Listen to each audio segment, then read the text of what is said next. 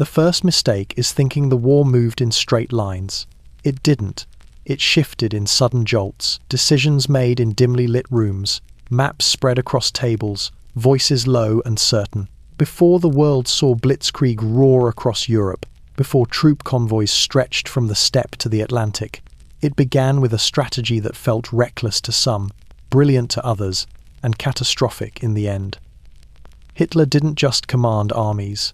He bent generals, nations, and entire populations toward a vision only he believed could not fail. Inside Berlin's headquarters, the air was thick with cigarette smoke and tension. Officers whispered about the speed he demanded, the fronts he insisted on opening, the risks no sane strategist would take. He overruled planners, shifted resources overnight, and drove his own war machine faster than it could breathe. Yet, for a time, his gambles worked, reshaping borders, rewriting doctrines, and convincing the world his intuition was unstoppable. What followed, however, would expose how strategy driven by obsession can reshape history in ways few ever see coming. So tonight, turn down the lights and listen closely.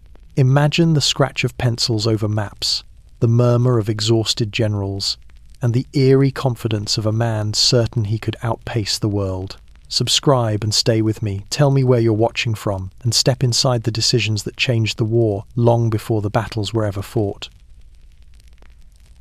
The story of Hitler's strategy does not begin with armies on the march or tanks grinding across borders. It begins in silence in the cramped rooms where he wrote, read, and stewed in his own certainties long before he held real power. His worldview was not shaped by generals or military academies, but by ideology so rigid and absolute that every future decision would bend toward it. To understand how his strategy changed the war, you first have to understand the obsession behind it. He believed history could be forced to move. Not influenced, not guided, forced. In his mind, nations rose and fell, not through diplomacy or economic strength, but through willpower.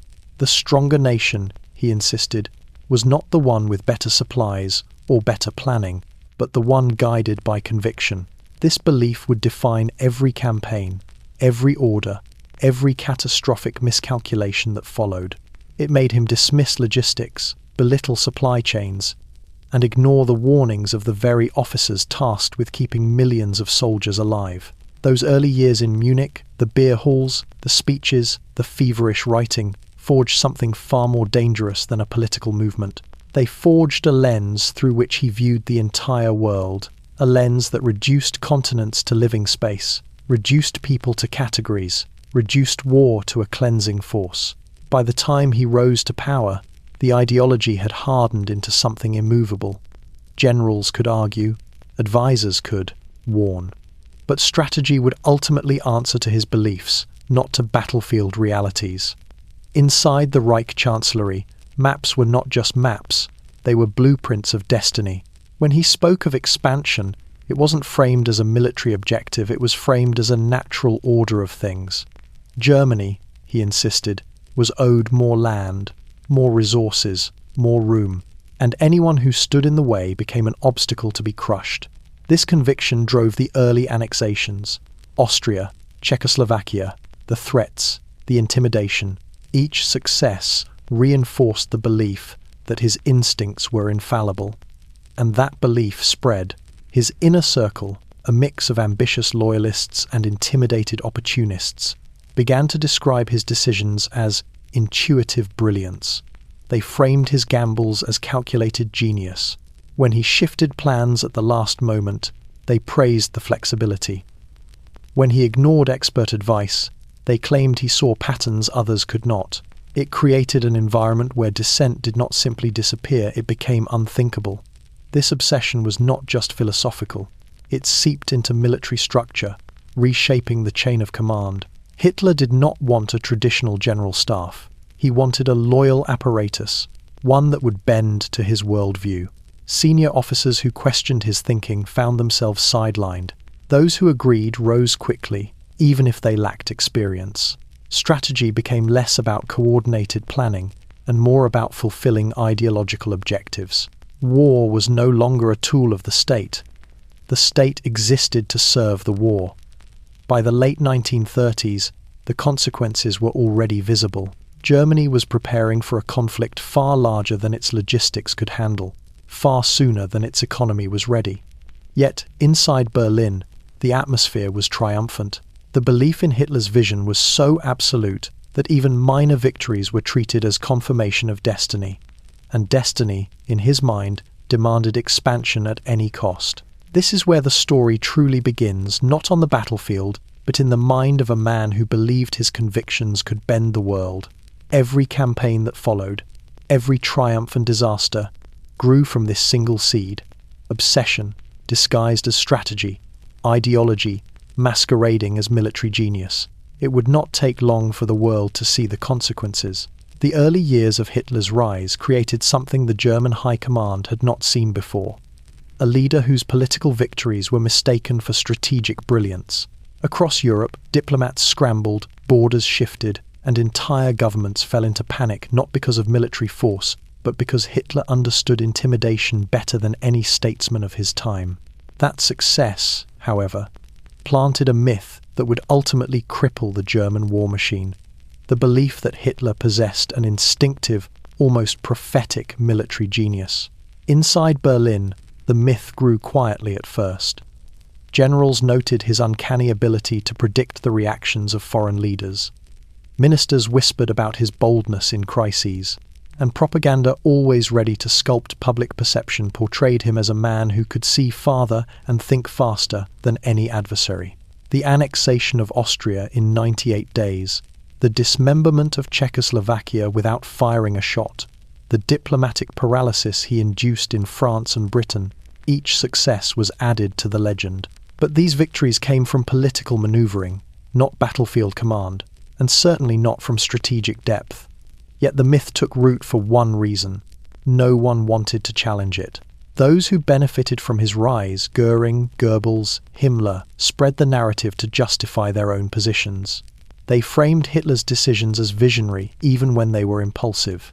And when the generals attempted to push back, they discovered that the myth had already become a shield around him. Questioning his judgment was no longer just a disagreement. It was treated as disloyalty. This environment created a dangerous feedback loop. Every bold move, no matter how reckless, was framed as genius. Every risky gamble that succeeded or seemed to succeed was used to validate the belief that he possessed an instinct others lacked. As the myth spread, officers began to silence their own doubts. Junior commanders hesitated to report bad news. Senior generals softened their critiques. Staff planners altered intelligence to match what they believed he wanted to hear. Hitler was not simply receiving selective information, he was being fed confirmation of his own worldview. The myth influenced strategy in subtle but devastating ways. Instead of building plans around realistic supply lines, long-term sustainability, or geographic limitations, Hitler preferred operations that showcased momentum and shock. Blitzkrieg, fast, brutal, overwhelming, fit perfectly into his personality and reinforced the illusion of his brilliance. When panzer divisions sliced through Poland, when France collapsed in just 6 weeks, when Yugoslavia fell in 11 days, the myth hardened into something unbreakable. Officers who had once doubted him now wondered if he did, in fact, see a kind of pattern no one else could. But there was another truth hidden beneath those victories. The Wehrmacht had been extraordinarily lucky. Intelligence mistakes by the Allies, political paralysis, and operational blunders created openings Hitler interpreted as validation of his instincts. He didn't see the fragility behind the triumphs, the thin supply lines, the overstretched divisions, the fuel shortages. He saw only the results, and the results fed his certainty.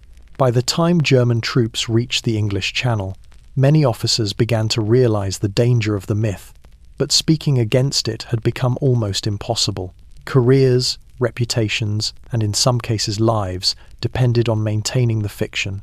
Hitler was no longer just the head of the government, he was a symbol of inevitable victory. And symbols, once formed, are notoriously difficult to destroy. This chapter of the war, the era of unchallenged myth, would shape every future disaster. Because once the world believed Hitler could not be wrong, every attempt to correct his course was treated as sabotage. Decisions were no longer debated. Strategies were no longer weighed. The war's direction would hinge on instinct instead of calculation. And as history would soon reveal, instinct alone could not win a global war. When Hitler assumed power in 1933, the German military was not yet the sharp, terrifying force it would become in the early years of the war. It was a relic of the First World War, bruised by defeat, shackled by the Treaty of Versailles, and stripped to a mere 100,000 men. Its officers were disciplined, professional, and cautious traits Hitler admired in speeches but dismissed in practice.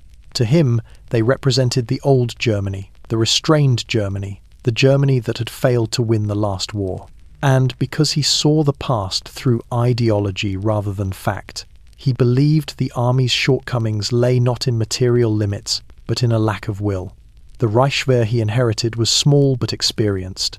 Many of its officers had fought in the trenches, had seen industrial warfare up close, and understood exactly how brutal and unforgiving a modern conflict could be. They knew the logistical nightmare of maintaining millions of men at the front. They knew the indispensable role of artillery, supplies, spare parts, and motorization. And they knew better than anyone that Germany was not ready for another war, not for years. But Hitler wasn't interested in years. He was interested in momentum. The generals urged caution. They pushed for gradual rearmament, diplomatic patience, and a long-term rebuilding of industry. They understood that Germany's economic capacity was dwarfed by that of the United States, Britain, and the Soviet Union combined. Hitler, however, dismissed these realities as defeatist thinking. In private, he complained that the generals had grown old, slow, and depressingly rational. They were too bound to lessons of the past, too afraid to embrace bold action. The army's structure soon became a battleground of ideology versus professionalism. Traditionalists wanted a balanced force, infantry, artillery, armor, and logistics working in coordination. Hitler preferred spectacle, rapid strikes, armored thrusts, propaganda victories. When he looked at the generals, he didn't see expertise. He saw obstacles. Their caution contradicted his belief in the supremacy of willpower. Their warnings undermined the myth of his intuition. Their insistence on preparation contradicted his obsession with seizing the moment. Still, in the early years, Hitler needed them.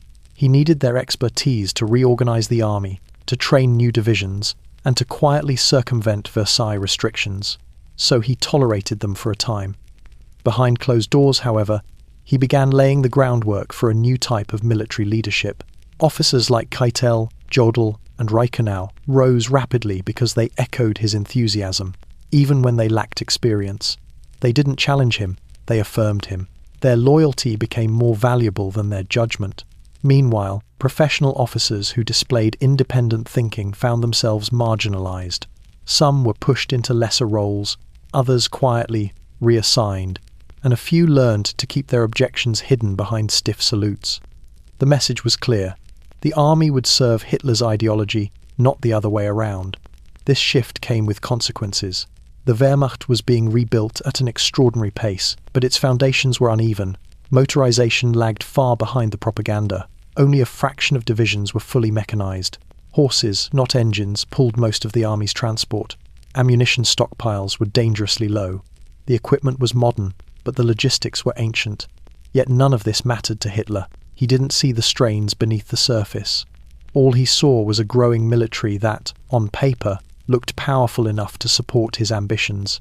He saw an officer corps bending to his authority. He saw a nation awakening from humiliation. And so the Reichswehr, cautious, calculated, painfully aware of reality, began to transform into the Wehrmacht, a force that looked unstoppable but was already built on contradictions. Hitler didn't inherit a perfect army. He inherited a disciplined one, then reshaped it to reflect his own beliefs. The old guard knew the danger, but by the time they realized how deeply ideology had seeped into strategy, the momentum was too strong to stop. The course had already been set when Germany began rearming, in open defiance of the Treaty of Versailles.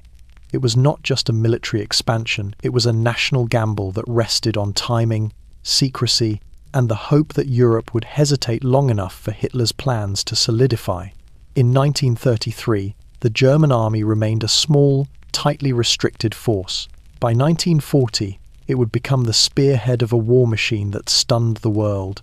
But this transformation was not the result of meticulous planning or stable economic foundations. It was a high-risk acceleration driven by Hitler's belief that Germany's destiny could not wait. The first phase of rearmament unfolded behind closed doors. Factories that once produced farm tools and locomotives retooled their assembly lines for rifles, ammunition, and aircraft components. Industrialists met with Nazi officials in quiet offices, signing contracts that could not be recorded in official budgets.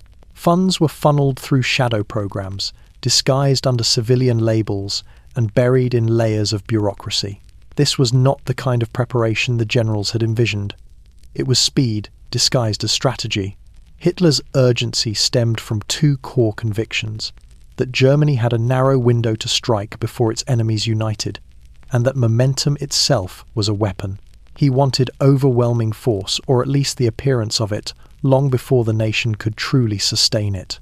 The economy was strained, raw materials were scarce, and foreign debt ballooned. But these realities were overshadowed by propaganda that presented German rearmament as unstoppable and disciplined. The generals knew the truth. They saw ammunition stockpiles that could support only a few weeks of full-scale warfare. They saw tank production far lower than the newspapers boasted. They saw divisions being formed faster than they could be properly equipped.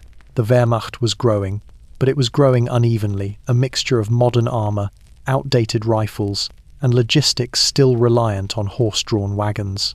But Hitler brushed aside these concerns. To him, the perception of strength mattered more than its reality.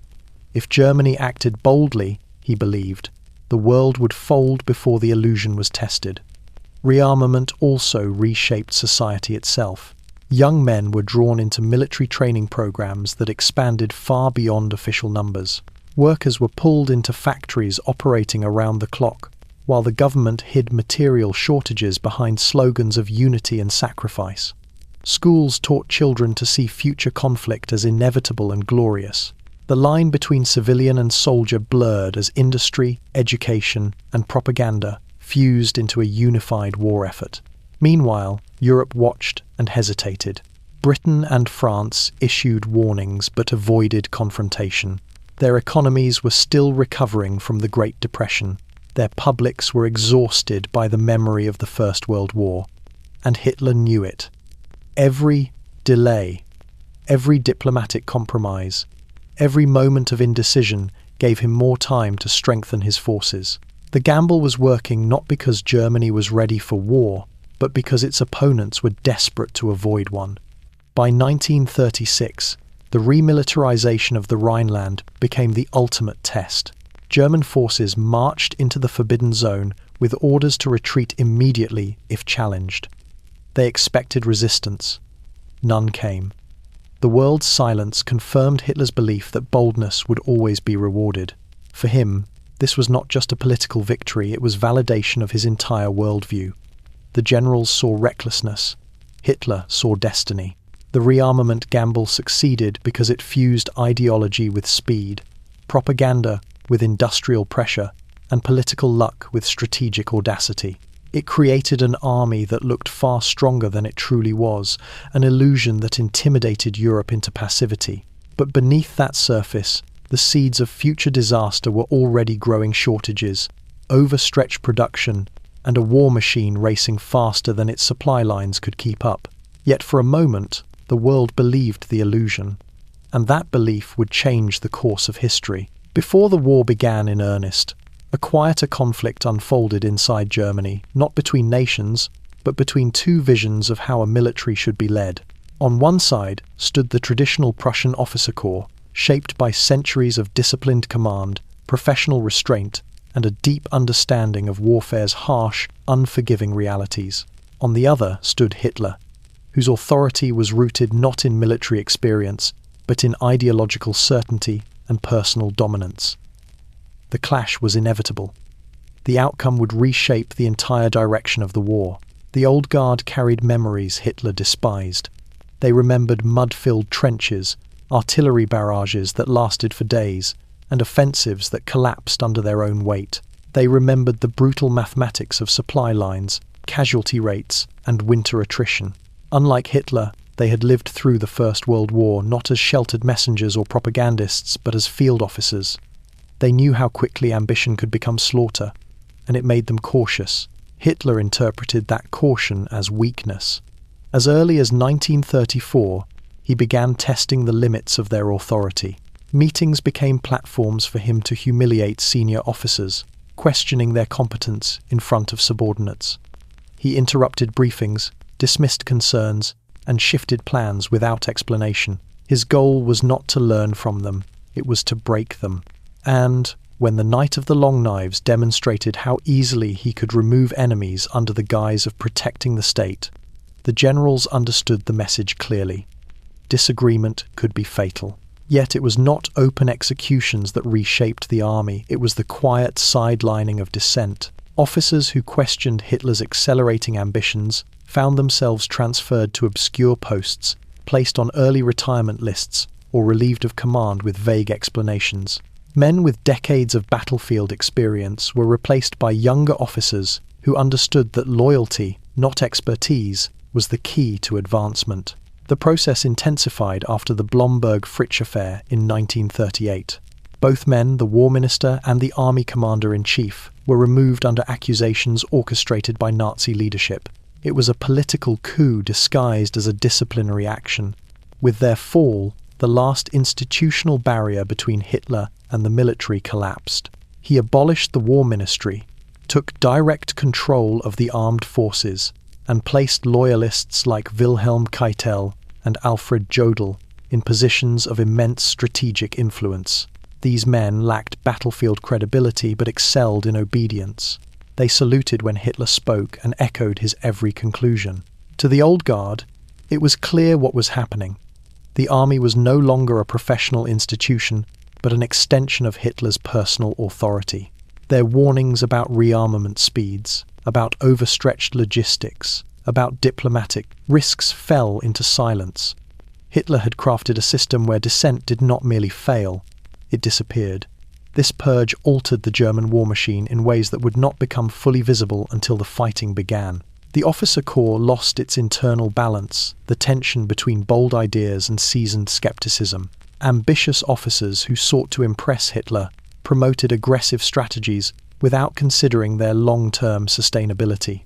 Those who understood the importance of reserves, supply chains, or strategic depth found their voices fading. The Wehrmacht became an army built for short bursts of brilliance rather than sustained campaigns. It was prepared for rapid victories, not grinding wars of attrition. Hitler mistook the purge for strength. He believed removing the constraints of the old guard freed Germany to pursue destiny with pure willpower.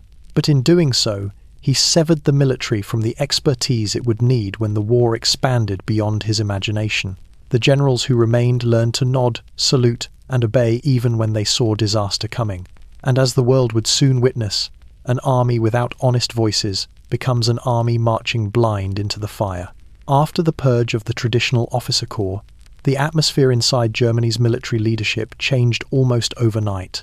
The tension that once existed, the push and pull between experienced generals and Hitler's ideological certainty dissolved.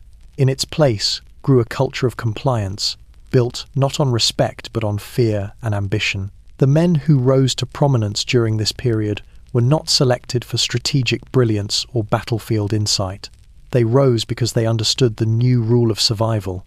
Agreement was loyalty, and loyalty was everything. Within Hitler's inner circle, voices began to blend together. Meetings that once involved debate or careful planning turned into echo chambers. Wilhelm Keitel, appointed chief of the OKW, set the tone. He was not a man of great independent thought, but he excelled in the one thing Hitler valued most: obedience.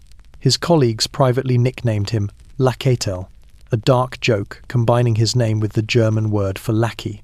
Yet, under Hitler, Such a quality was not a flaw, it was a qualification. Alfred Jodl followed the same pattern. He possessed skill in staff work, but he lacked the courage to contradict Hitler's conclusions. When the Führer made declarations about strategy, Jodl's role was to translate them into orders, not to question their feasibility. His job was to make Hitler's ideas functional, even when they defied military logic. Together, Keitel and Jodl became the administrative backbone of a strategic process increasingly detached from reality. These men were joined by a growing number of officers whose careers accelerated not through competence, but through aligning themselves with Hitler's worldview. They adopted his mannerisms, repeated his rhetoric, and learned to anticipate his moods. Their survival depended on understanding the unspoken rule: don't challenge the vision. When Hitler dismissed concerns about supply shortages or overextended fronts, they nodded. When he demanded impossible timetables, they saluted. When he shifted entire campaigns at the last moment, they called it genius. The rise of the yes men transformed the command structure into something brittle and misleading. Intelligence reports were softened to fit Hitler's expectations. Logistics issues were reframed as temporary setbacks. Operational failures were blamed on external factors, weather, terrain, enemy sabotage, rather than on strategic overreach. The more Hitler demanded obedience, the more the officer corps shaped reality to preserve his confidence. Criticism became a form of self-destruction. Honesty became subversion. This culture spread downward as well. Corps and division commanders, fearing the fate of their superiors, adopted similar habits. Field reports increasingly reflected what officers believed Berlin wanted to hear rather than the truth on the ground. Commanders exaggerated victories, downplayed losses, and concealed the depth of logistical problems. Soldiers at the front paid the price for this deception. Inaccurate reporting meant unrealistic objectives. Unrealistic objectives meant unnecessary casualties. By the start of the war, the system that once prized discipline and professional judgment had evolved into a hierarchy built on personal loyalty to a single individual. The Wehrmacht was no longer a military institution guided by sound strategy. It was an extension of Hitler's instincts, with generals serving as amplifiers rather than advisors. The consequences of this transformation extended far beyond internal politics. When the war expanded, Germany found itself dependent on rapid, decisive victories, the kind that reinforced Hitler's reputation as a strategic visionary. But when the tide began to turn, the structure he created was incapable of correcting course. There were no competing voices, no moderating influence, no strategic counterbalance, just a chain of yes men unable or unwilling to tell Hitler the truth. The rise of these officers marked a critical shift in the war's trajectory. Germany's success now hinged not on strategy, but on the whims of one man, a man increasingly insulated from reality. And as the pressure of a global conflict mounted, that insulation would prove catastrophic. Before the first shots of the Second World War echoed across Europe, Germany was already fighting a different kind of battle, one waged in factories, mines, rail yards, and conference rooms. Hitler understood that war required steel, coal, oil, and labor long before it required tanks and soldiers. Yet his approach to militarizing the economy was not grounded in the meticulous planning of traditional military states. It was built on urgency, improvisation, political pressure, and a dangerous belief that the pace of production could keep up with the pace of his ambition. Germany in the early 1930s was still recovering from the Great Depression. Factories stood idle. Unemployment soared. The economy had little capacity for rearmament on the scale Hitler envisioned. But he saw opportunity in crisis. Unused industrial capacity meant untapped potential. Desperate workers meant cheap labor, and broken institutions meant fewer barriers. The Nazi regime exploited all of it. The militarization of the economy began with reclassification. Civilian programs were quietly transformed into military ones. Infrastructure projects, highways, bridges, tunnels, were framed as national revitalization efforts. Yet many were designed with war mobilization in mind. The Autobahn, praised as a modern marvel of German engineering, was also a strategic corridor for military transport. Civilian aircraft clubs became pilot training schools, factories that produced farm equipment, retooled assembly lines to manufacture shell casings and aircraft frames. But militarization was more than a shift in production. It was a shift in priorities. Hitler demanded that the economy serve the coming war immediately, relentlessly, and without hesitation. The 4-year plan of 1936, overseen by Hermann Göring, aimed to make Germany self-sufficient in fuel, rubber, metals, and food. It was an immense undertaking, one that strained the nation to its limits. Synthetic fuel plants struggled to meet demand. Ersatz materials replaced scarce imports. Agricultural quotas overshadowed farmer autonomy. Everything from steel quotas to grain harvests became part of the war machine. Yet beneath the propaganda of efficiency, the reality was far less stable. German industry was fragmented, riddled with overlapping authorities and competing power blocks. Göring, Speer, the military, private industrialists, and Nazi ministries all fought for influence. Each branch inflated production numbers, withheld shortages, and exaggerated progress in order to secure Hitler's approval. The system functioned, but barely an illusion of strength held together by fear and political maneuvering. The militarized economy also carried a silent cost: scarcity. Consumer goods disappeared from shelves, prices rose, workers endured longer hours for stagnant wages. The public was told that sacrifices were patriotic, necessary, even glorious. But by 1939, the strain was visible. Germany was preparing for a war of months, not years. It lacked the fuel reserves for a prolonged campaign. It lacked access to global markets. It lacked raw materials for sustained mechanized conflict. But Hitler dismissed concerns with characteristic certainty. He believed that speed would compensate for scarcity, that rapid victories would replenish resources through conquest, and that Germany could simply take what it needed. The economy, militarized to the breaking point, became both a weapon and a weakness. It enabled the lightning campaigns of the early war, but was incapable of sustaining a long, grinding conflict.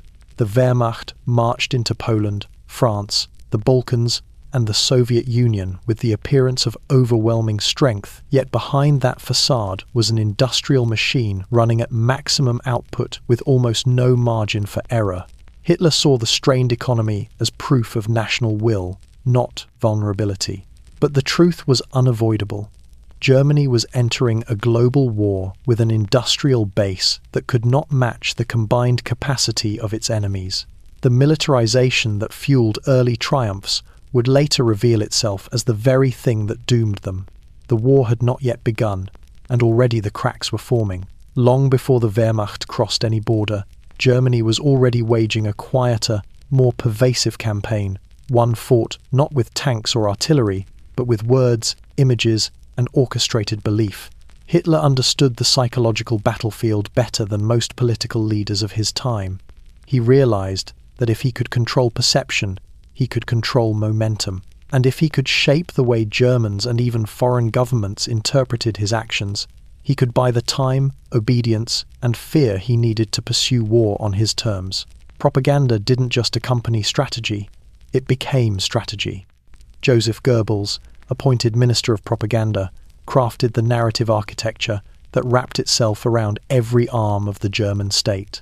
Newspapers, radio broadcasts, film studios, and school curricula became instruments of persuasion. Their purpose was not simply to inform or inspire, but to manufacture a national mindset in which Hitler's decisions always appeared rational, necessary, and inevitable, where Germany appeared strong even when it was dangerously overstretched, where enemies appeared weak, divided, or decadent regardless of the truth. The first targets of this propaganda were the German people themselves. Hitler needed a populace willing to endure sacrifice, unquestioningly support rearmament, and accept the coming storm as a historic duty. Newspapers announced industrial successes that didn't exist. Radios celebrated agricultural harvests that had actually failed. Films depicted a nation rising, unified and unstoppable, under a leader whose instincts were portrayed as flawless. Every victory, political, diplomatic, or imagined, was broadcast with triumphant certainty. Every setback was concealed, reframed, or blamed on conspiracies. This environment transformed public sentiment into a weapon. Citizens who believed in the inevitability of German resurgence did not question shortages or military spending. They did not challenge the pace of rearmament or the erosion of civil liberties. They celebrated expansion as liberation and aggression as self-defense. By the late 1930s, millions of Germans genuinely believed that the nation was stronger than ever because they had been told so every day, in every medium, from every direction. Propaganda also reshaped the military environment. Officers found their hands tied not by battlefield realities, but by public expectations carefully engineered by Goebbels and upheld by Hitler. Once the German people were told their army was invincible, the Wehrmacht could not publicly retreat without political consequences. Once they were told Germany was encircled by enemies, negotiations appeared traitorous. Once they were promised quick victories, strategic caution looked like weakness. Propaganda pressured officers to align their operations with public narratives rather than military necessity. But the influence of propaganda extended far beyond Germany's borders. Hitler recognized that foreign governments were watching, calculating, and interpreting his every move. He used this to manipulate them. Dramatic rallies, massive parades, and inflated production figures were designed to intimidate and mislead. Foreign journalists were steered along orchestrated tours, showing bustling factories and gleaming aircraft that were often prototypes, not mass-produced units. Diplomatic visits were choreographed to project order, strength, and unity. This projection of strength had profound strategic effects. Britain and France, weary from the First World War and misled by reports of overwhelming German military capability, became increasingly hesitant to confront him. Each bold move Hitler made appeared backed by an unstoppable military machine, when in reality Germany was still balancing on the edge of shortages and unfinished preparations. Propaganda made Germany look ready for war long before it was, and that illusion played directly into Hitler's hands. Yet propaganda carried a silent danger. It deceived not only the world, but Hitler himself. Surrounded by flattery, insulated from critical voices, and constantly hearing exaggerated reports of Germany's strength, he grew more confident and more reckless. Propaganda built the illusion that Germany could win a war quickly, decisively, and overwhelmingly. It obscured the reality that the nation lacked the industrial power, fuel reserves, and logistical depth for a prolonged conflict. The same machinery that terrified Europe also blinded its creator. And as the war approached, the gap between illusion and reality grew wide enough to swallow an entire nation. Before the world plunged into full-scale conflict, Hitler sought a proving ground, a place far enough from Germany to offer deniability, yet volatile enough to reveal the strengths and weaknesses of his emerging war machine. The Spanish Civil War, which erupted in 1936, offered exactly that opportunity. To most observers, Germany's intervention appeared political. Support for Franco's nationalists against the Spanish Republic. In reality, Spain became something far more valuable to Hitler, a laboratory where he could test weapons, tactics, commanders, and psychological warfare without declaring a wider conflict. The Condor Legion, a volunteer force composed of Luftwaffe and army personnel, was dispatched under the guise of assisting a friendly government. But its mission was clear: experiment, evaluate, and refine. Spain's fractured front lines, diverse terrain, and chaotic political factions provided a rare environment where German forces could gather insights that no training exercise could replicate. The Luftwaffe, still in its infancy, saw Spain as a real-world combat test. Pilots flew countless sorties, gaining experience in dogfighting, dive bombing, and close air support. Aircraft like the Heinkel He-69 and Junkers Ju-87 Stuka experienced their first operational deployments.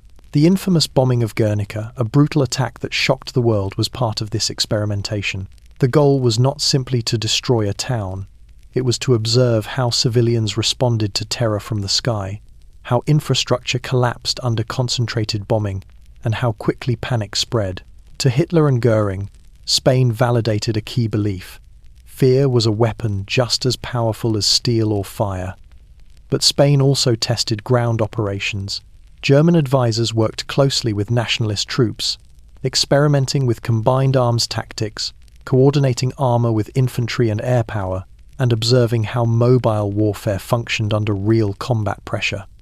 Though the scale in Spain was smaller than what Hitler envisioned for future campaigns, the lessons seemed promising. Mobility worked, shock worked, speed worked, or at least they appeared to when fighting an opponent who lacked resources, coordination, and modern equipment. These successes fed the myth of German invincibility. Hitler interpreted the Condor Legion's performance as proof that his emphasis on speed, surprise, and psychological domination would triumph in Europe. He grew increasingly confident that boldness, not numbers, would decide the coming war. The generals, still uneasy but increasingly sidelined, found their cautious analyses drowned out by propaganda celebrating Spain as a triumph of German genius. Yet the Spanish Civil War also revealed weaknesses ones Hitler chose to overlook. Tanks struggled in mountainous terrain. Communication failures caused friendly fire incidents. Armoured units lacked adequate maintenance support. And engines overheated under prolonged use. Supplies often ran dangerously low, exposing fragile logistics. Commanders noted that the Stuka's effectiveness depended heavily on air superiority, a condition not guaranteed against more advanced adversaries. These warnings were recorded, catalogued, and delivered to Berlin but rarely acknowledged. Hitler saw only what confirmed his beliefs. Spain had given him evidence of what he wanted to see, that decisive strikes could break nations, that fear could shatter morale, and that modern warfare rewarded aggression over caution. The Condor Legion returned home, hailed as heroes. Their victories were broadcast across Germany, their experiences woven into the narrative of an unstoppable Reich. But underneath the celebration lay a truth that would shape the war's early years. Germany had tested its limits in a controlled environment, against disorganized forces, without facing the full pressure of a prepared enemy. Spain gave Hitler confidence. It did not give him realism. And when the next battlefield arrived, it would expose the dangerous gap between the two. By the time 1939 arrived, Europe felt eerily suspended between conflict and denial. The air was thick with diplomatic tension, yet ordinary life continued with unsettling normalcy. In Berlin, factories hummed through the night, uniforms were pressed in barracks, and trains quietly moved troops toward the borderlands. To foreign observers, Germany appeared restless but not yet committed to war. To those inside Hitler's circle, the truth was far clearer. The storm was no longer approaching.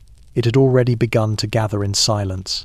The months leading up to the invasion of Poland were marked by a dangerous calm, orchestrated as much as observed. Hitler relied heavily on this illusion. He understood that war required not only military readiness, but also psychological timing. If Europe believed that conflict might still be avoided, they would hesitate. And hesitation, in Hitler's eyes, was the most valuable resource of all. Inside the Reich Chancellery, strategy blended with certainty. Hitler spent long evenings pacing across polished floors, studying maps that showed future borders drawn over millions of lives, yet untouched. His advisors, many newly elevated yes-men, presented assessments that aligned with what he wanted to hear. They assured him that Britain and France would not intervene decisively over Poland. They insisted that the Wehrmacht could achieve swift victory despite its shortages. They reinforced his belief that momentum, surprise, and willpower could compensate for every logistical gap. Beyond the walls of the Chancellery, Germany raced to finalize preparations. Ammunition stockpiles were rushed to forward depots. Fuel reserves, already stretched thin, were funneled toward mechanized units. Aircraft production surged as factories ran double and triple shifts. Yet even in this frenzy, cracks were visible. The Wehrmacht lacked spare parts. Transport trucks were insufficient. Only a fraction of the army was motorized. But propaganda masked these problems. portraying an image of limitless strength that reassured the public and misled foreign intelligence. Diplomatically, Hitler played a double game. Publicly, he delivered speeches that flirted with the language of peace. Privately, he orchestrated an unprecedented pact with the Soviet Union, an agreement that stunned the world. The Molotov-Ribbentrop Pact secured his eastern flank, provided Germany with essential raw materials, and effectively divided Eastern Europe into zones of influence. For Hitler, it was the last piece needed. With Stalin neutralized and the West hesitant, he believed the conditions for victory had aligned. Within Germany, the atmosphere oscillated between quiet resignation and fervent nationalism. Many citizens sensed that something irreversible was coming, but decades of propaganda had prepared them to see conflict as both necessary and inevitable. Posters proclaimed unity, radios broadcast patriotic marches, schools taught children to expect upheaval. Yet on the streets, there were still cinemas, cafes, and routines, a fragile normalcy poised on the edge of collapse. For the military, the quiet was suffocating. Generals knew war was imminent. They understood the risks better than anyone. Some attempted last-minute warnings, urging Hitler to delay or reconsider. Their memoranda emphasized fuel shortages, unready divisions, and the danger of a prolonged campaign. Their concerns were dismissed as defeatism. Hitler's mind was set. The momentum he had spent years cultivating now demanded action. In the final days before the invasion, weather reports, railway timetables, and coded orders moved with mechanical precision. Troops amassed along the Polish border, instructed not to fire unless commanded. Officers briefed their men under the cover of darkness. As August bled into September, the silence felt heavier than artillery. Then, in the early hours of September 1st, 1939, the quiet broke. The storm Hitler had crafted through ideology, intimidation, and illusion finally descended on Europe. The last quiet months were over. When German forces crossed into Poland on September 1st, 1939, the world witnessed something it had never seen before. A coordinated assault so fast, so synchronized, and so ruthlessly executed that traditional military doctrines seemed instantly obsolete. To the outside world, it looked like the flawless proof of Hitler's strategic brilliance. But beneath the shock and awe lay a fragile reality, one built on speed, improvisation, and calculated risk rather than true stability. The invasion of Poland was the first time Germany unleashed what would later be recognized as blitzkrieg, though the term itself was more journalistic invention than military doctrine. The concept was simple but radical. Move faster than the enemy could react, strike deeper than they could defend, and fracture their command structure before they understood the scale of the assault. Tanks surged forward in concentrated spearheads, rather than dispersing across the front. Dive bombers screamed overhead, targeting railways, communication centers, and roads to paralyze movement. Mechanized infantry followed tightly behind, consolidating gains while artillery and foot soldiers filled the gaps. From the German perspective, the operation worked with unsettling perfection. Polish forces, brave but outmatched, struggled to regroup under relentless pressure.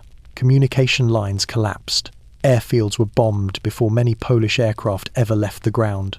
Roads clogged with refugees slowed military movements. Command posts lost contact with forward units. The Wehrmacht advanced so quickly that many German soldiers described the campaign not as a series of battles, but as a rapid sweep through scattered pockets of resistance. But inside German headquarters, the picture was far less triumphant. Reports showed shortages almost immediately. Fuel columns lagged behind armoured units. Supply trucks became snarled in the same congested roads as fleeing civilians. Horses, still a dominant element of German logistics, struggled to keep pace with fast-moving units. Mechanized divisions frequently outran their own support, forcing officers to ration ammunition and wait for resupply before continuing their advance. The boldness of the assault masked the weakness of its foundation. Hitler, however, saw only success. Poland fell in just over a month, an astonishing collapse that reinforced his belief that speed and aggression mattered more than preparation and sustainability. To him, the invasion validated years of ideological certainty. The generals, who had warned that Germany was not ready for broad war, suddenly appeared overly cautious. Their concerns about fuel shortages, spare parts, and overstretched divisions seemed irrelevant in the face of sweeping victory. In reality, the campaign succeeded not solely because of Germany's speed, but also because of Poland's geographical and strategic vulnerability. The Polish army fought with determination, but lacked the equipment and mobility to counter rapid mechanized warfare. Their allies, Britain and France, declared war but launched no significant offensive in the West, a phony war that left Poland to face Germany alone. And the surprise, Soviet invasion from the east sealed the country's fate, dividing it between two predators with overwhelming force. Yet, despite these advantages, the campaign exposed structural weaknesses that would become fatal in later operations. Maintenance units struggled to keep tanks running under continuous movement. Many armoured vehicles broke down from mechanical strain rather than enemy fire. Fuel shortages forced temporary halts. Soldiers marching behind armoured thrusts suffered exhaustion under relentless pace. These early warnings were noted by staff officers and ignored by Hitler. For him, the lesson of Poland was not that Germany had vulnerabilities. It was that boldness worked, speed worked, and his instincts were correct. He emerged from the campaign with a dangerous conviction that wars could be won not by outlasting the enemy, but by overwhelming them before their strength mattered. The invasion became a psychological victory as much as a military one, reinforcing the myth of Hitler's infallibility and trapping the Wehrmacht in an operational tempo it could not sustain indefinitely. Poland was the first demonstration of a strategy built on motion, not endurance. And though it succeeded spectacularly in the short term, it quietly set the stage for the disasters that would follow. In April 1940, Germany turned north, not for glory, not for ideology, but for geography. Denmark and Norway were not traditional enemies of the Reich. They had no territorial disputes with Germany, no ideological positions that challenged Hitler's worldview. But they possessed something Hitler feared losing: access to the iron ore that flowed from Sweden through the Norwegian port of Narvik. Without that ore, Germany's rearmament would grind to a halt. Without it, the war machine that had crushed Poland would slowly starve. The invasions of Denmark and Norway, Operation Weserübung, were born from strategic anxiety, not expansionist appetite. German intelligence warned that Britain might seize Norwegian ports to cut Germany off from Swedish resources. Hitler believed it instantly. In his mind, the North Sea was a door, one that Germany had to lock before the British opened it. And once he accepted that fear, the invasion became inevitable. The operation unfolded with speed and precision. Denmark, caught off guard and unprepared for confrontation, fell in a matter of hours. German forces swept across the border at dawn, overwhelming minimal resistance. Danish officials, stunned and outmatched, chose surrender over the destruction of their cities. For Hitler, Denmark wasn't a conquest, it was a hallway leading to Norway. Norway, however, was a different story. The coastal nation stretched like a jagged spine along the North Atlantic, protected by fjords, mountains, and unpredictable weather. Unlike Denmark, it could not be taken in a single blow. Germany launched simultaneous assaults by sea and air paratroopers dropping into strategic towns, naval forces steaming into icy harbours, and infantry pushing inland through snow-covered terrain. It was Germany's first true test of joint operations, combining elements of blitzkrieg with far more complex maritime logistics. The invasion succeeded, but only barely, and the near failures exposed realities the propaganda machine would never admit. German ships entering Norwegian waters faced fierce resistance. Several were damaged or sunk by coastal batteries, including the heavy cruiser Blücher, which sank in the Oslofjord after being struck by old Norwegian guns and torpedoes. Troops meant to seize Oslo arrived late. Airborne units landed in scattered formations, sometimes miles from their intended targets. Snow, fog, and rough seas disrupted movements. Logistics collapsed in several areas, leaving units short of ammunition and food. Meanwhile, the British and French attempted to intervene. Though poorly coordinated, Allied forces briefly threatened to retake strategic points.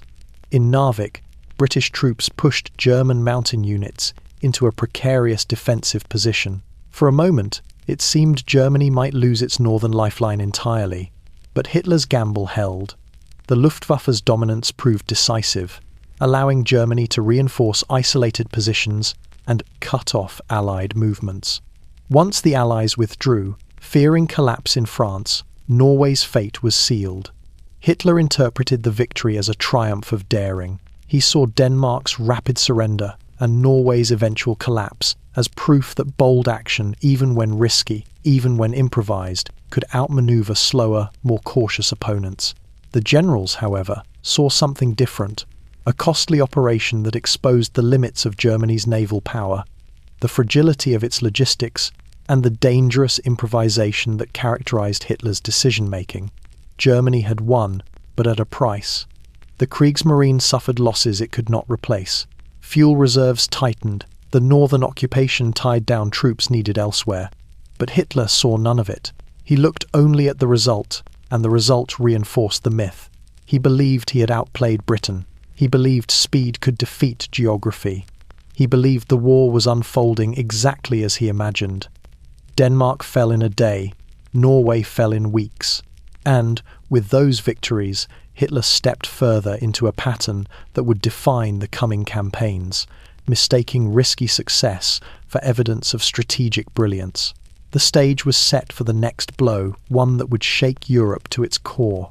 When Germany turned west in May 1940, the world expected a repeat of the First World War, a grinding stalemate across trenches, barbed wire, and fortified lines stretching from Switzerland to the Channel. France had one of the largest armies in Europe.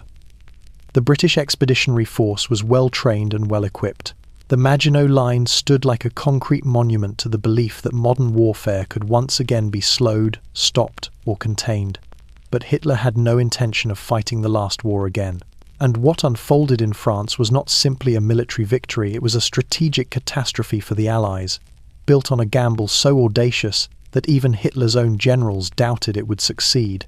The plan, devised largely by General Erich von Manstein and embraced enthusiastically by Hitler, hinged on a single radical idea: strike not where the Allies expected, but where they believed attack was impossible. Instead of a frontal assault through Belgium alone, German armoured divisions would plunge through the dense Ardennes forest terrain considered unsuitable for tanks. This assumption was precisely what Hitler wanted to exploit. While Allied forces moved north into Belgium to confront what they believed was the main German thrust, 7 panzer divisions crept through narrow, winding forest roads in near silence. Day and night, columns of tanks, artillery, and trucks advanced in single file. One air attack, one traffic jam, or one misstep could have collapsed the entire operation. Yet, the gamble paid off. Reconnaissance failures and slow Allied response allowed German armour to burst from the forest and race toward the Meuse River. Once across the Meuse at Sedan, the momentum became unstoppable. Stukas dove with terrifying precision, breaking French morale. German tanks poured across hastily erected pontoon bridges. Infantry surged behind them in a coordinated sweep. Within days, the Allies realized the unimaginable: their entire northern army group was in danger of being encircled. For Hitler, the speed of the collapse became intoxicating. He sensed victory not as a gradual evolution, but as a force accelerating under its own weight. He began issuing increasingly bold orders, confident that the enemy was already psychologically defeated. French units, shocked by the intensity of German air power and the speed of armoured thrusts, retreated in disarray. Communications broke down. Command structure faltered. The French government, paralysed by fear and political fractures, could not respond decisively. Yet amid the triumph, the campaign revealed again how much of Germany's strategy depended on timing, luck, and improvisation. German tanks frequently outran fuel supplies. Spare parts ran low. Some units advanced with only a fraction of their intended ammunition. The Wehrmacht relied heavily on captured French resources to continue its rapid advance. But these vulnerabilities were invisible amid the spectacle of collapse. Then came the Dunkirk halt order, a moment that still baffles historians. As German forces neared the trapped British and French armies on the coast, Hitler ordered a pause. It was a decision influenced by hesitation, by terrain concerns, by Göring's ego, and by the desire to preserve armoured divisions. The Luftwaffe failed to prevent the evacuation, and more than 300,000 Allied soldiers escaped. It was a grave strategic mistake, yet it did nothing to diminish Hitler's confidence. Days later, France fell. For Hitler, the campaign became a defining moment, the victory that convinced him he possessed an instinct other leaders lacked. To him, France's collapse validated everything: his purges, his improvisation, his belief in speed and willpower. The generals who had doubted him now stood silent as the map of Europe shifted dramatically in Germany's favour. But beneath the victory lay a dangerous truth the world did not yet see. Hitler began to believe that boldness was invincibility, that risk was strategy, that luck was skill. France had fallen in weeks, and in its ruins, Hitler saw not warning but confirmation. The fall of France stunned the world, but one moment within that whirlwind campaign still baffles historians, soldiers, and strategists alike: the order to halt German armour outside Dunkirk. For days, panzer divisions had cut through northern France with terrifying speed, driving British and French forces toward the sea. The Allies, battered and disorganised, were on the brink of total destruction. A final push could have crushed the British Expeditionary Force and possibly forced Britain to seek terms changing the future of the entire war. But on May 24, 1940, Hitler stopped the advance. The reasons, buried under layers of conflicting testimonies, remained tangled in confusion and ego. Some officers believed he wanted to preserve his armoured divisions, fearing the marshy terrain around Dunkirk might bog down tanks. Others pointed to Hermann Göring, who boasted that the Luftwaffe alone could finish the job from the air, a promise Hitler was eager to believe. Still others suspected Hitler's lingering admiration for the British Empire, which he naively hoped might one day become a partner, not an enemy. Whatever the motive, the halt lasted long enough for history to change. Inside the German command structure, the order hit like a shockwave. Frontline officers, who had fought relentlessly for days, expected to finish the encirclement. Their maps showed British and French troops trapped against the Channel, with only a shrinking sliver of coastline under their control. They anticipated victory, decisive, total, irrevocable. Instead, they received orders to hold positions. Engines cooled. Tank crews stepped out onto steel hulls, staring toward the smoke rising from the beaches, unable to comprehend why they had stopped. Meanwhile, at Dunkirk, chaos reigned. Hundreds of thousands of Allied soldiers crowded the sands, exhausted, hungry, and disoriented. The Luftwaffe strafed the beaches, turning the evacuation zone into a scene of terror. Yet the sea remained their only escape, and the moment the German armour stopped, the British seized a chance that should never have existed. They called it Operation Dynamo.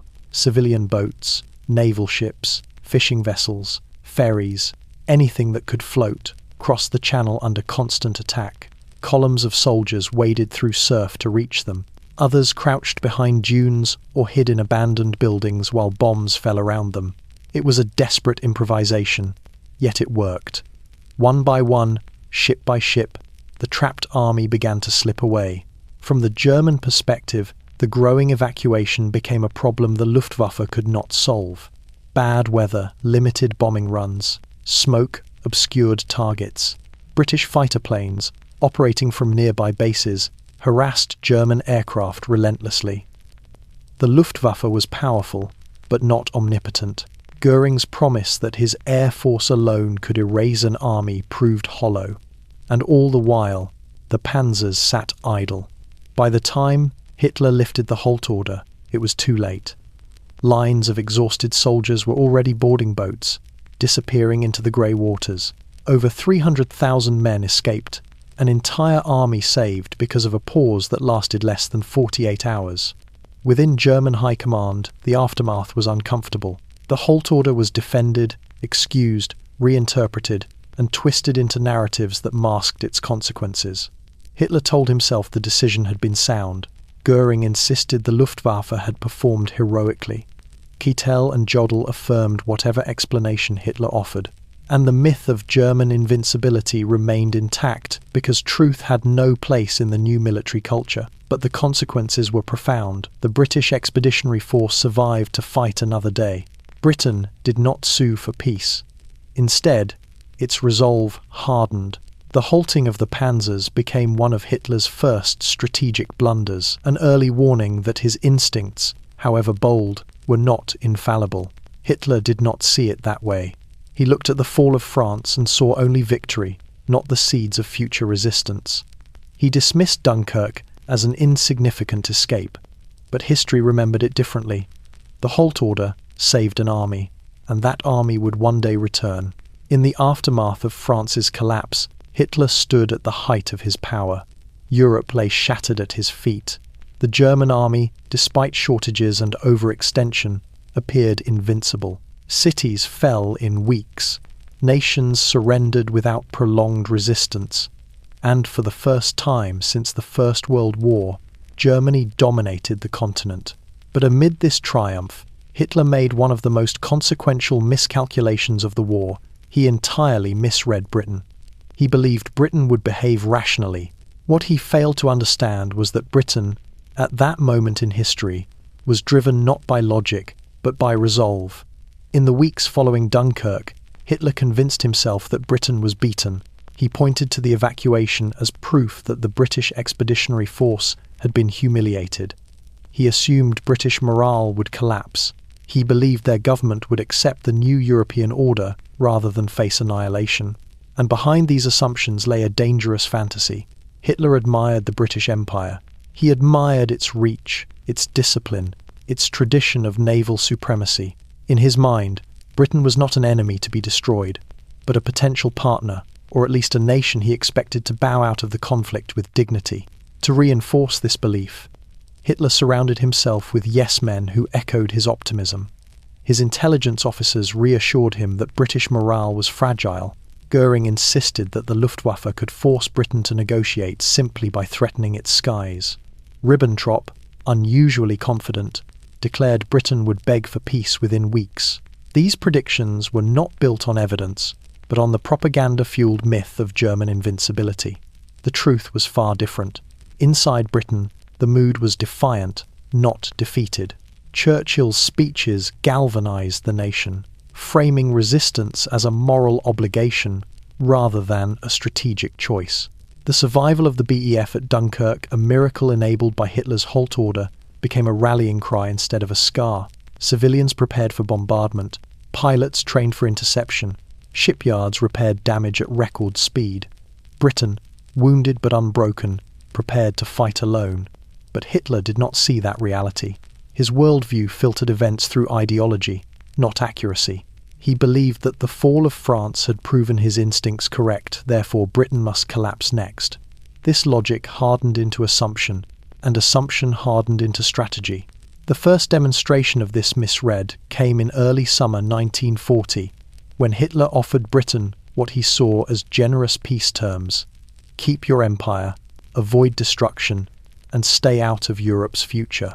But Britain interpreted the offer very differently, not as diplomacy, but as arrogance. Churchill rejected it immediately. Hitler was stunned. The rejection angered him, but more importantly, it confused him. He could not understand why Britain refused peace when, in his mind, they were cornered.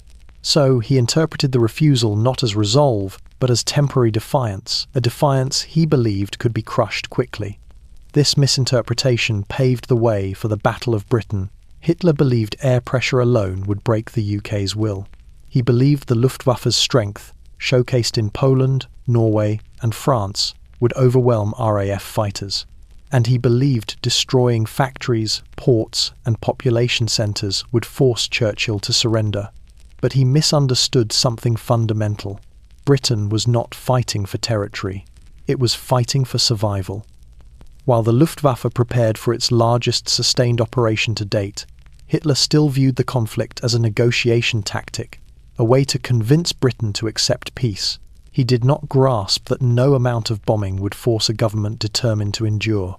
By misreading Britain, Hitler committed Germany to a campaign it was poorly structured to sustain, against an enemy far more resilient than he imagined. Worse still, he began to believe that air power alone could substitute for strategic planning, a belief that would lead to months of misguided operations and costly losses. In the quiet moments before the first German bombers crossed the Channel, Hitler still believed Britain was one strike away from submission. But in reality, he was about to meet an opponent he had never truly understood, one whose resolve would outlast his assumptions and reshape the war that followed. By the summer of 1940, Hitler believed he was on the edge of completing his vision for Europe. France had collapsed with shocking speed. Northern Europe was secured. The Soviet Union, bound by the Molotov-Ribbentrop Pact, posed no immediate threat. Only one nation stood in the way of Germany's continental dominance, Britain. And in Hitler's mind, Britain was already halfway defeated. He assumed the British people would crack under pressure. He assumed their government would eventually accept peace once they realized their situation was hopeless. Most of all, he assumed the Luftwaffe, the pride of Goering's domain, could batter the island nation into submission from the sky alone.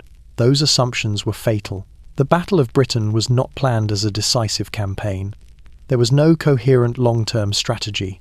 Hitler never intended to stage a full-scale invasion unless absolutely necessary. Instead, he believed air supremacy would force London to negotiate. He wanted pressure, not annihilation, intimidation, not attrition. But intimidation requires misunderstanding your opponent, and Hitler had done exactly that. The campaign began with a focus on RAF bases, radar stations, and airfields, the infrastructure that held Britain's defensive network together. At first, the Luftwaffe gained alarming ground. German pilots were experienced, confident, and supported by large bomber formations.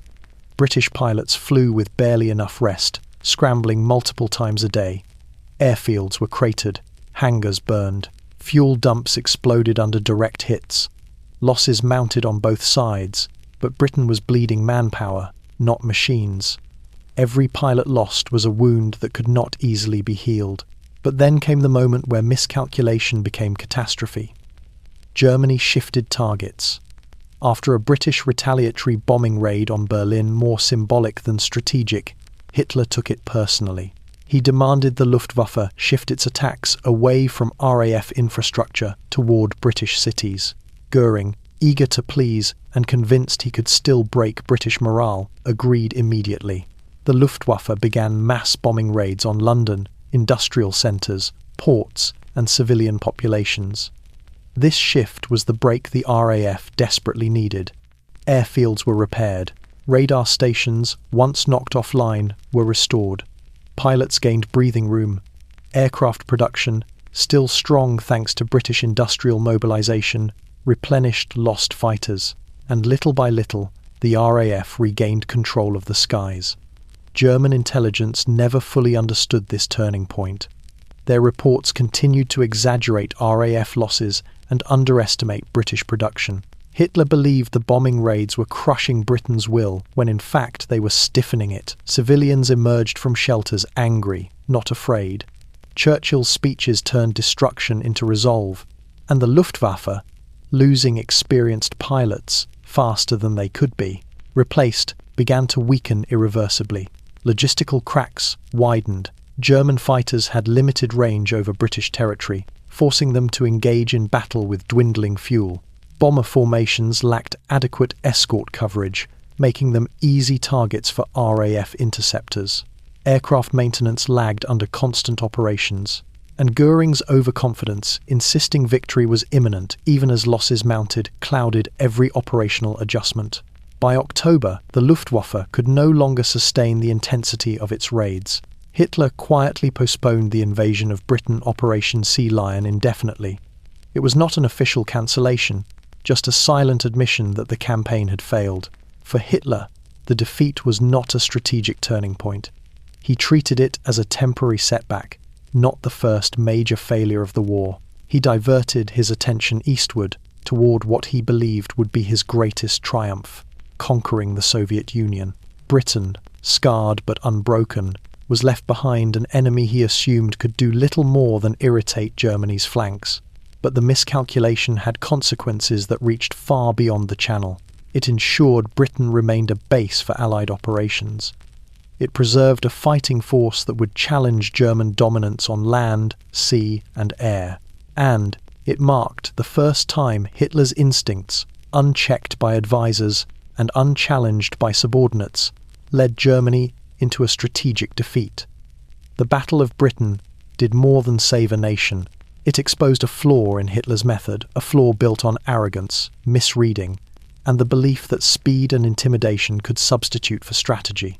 It would not be the last time that flaw changed the course of the war. After the Battle of Britain faltered, Germany stood at a crossroads.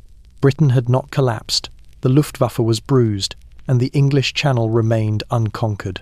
Hitler, impatient and unwilling to stall his broader ambitions, shifted his gaze toward what he considered a secondary front, the Mediterranean. In his mind, it was a theatre of opportunity, weaker enemies, fewer obstacles, and a chance to pressure Britain from its colonial underbelly. But this shift, born of impatience and strategic drift, would open a long chain of complications that sapped German resources at the worst possible moment. The Mediterranean was never central to Hitler's vision. His obsession lay in the east, in the vast fields and oil-rich lands of the Soviet Union. Everything else, including North Africa and the Middle East, he regarded as peripheral. Yet, events and the overconfidence generated by the fall of France pulled him deeper into a region he neither understood nor valued.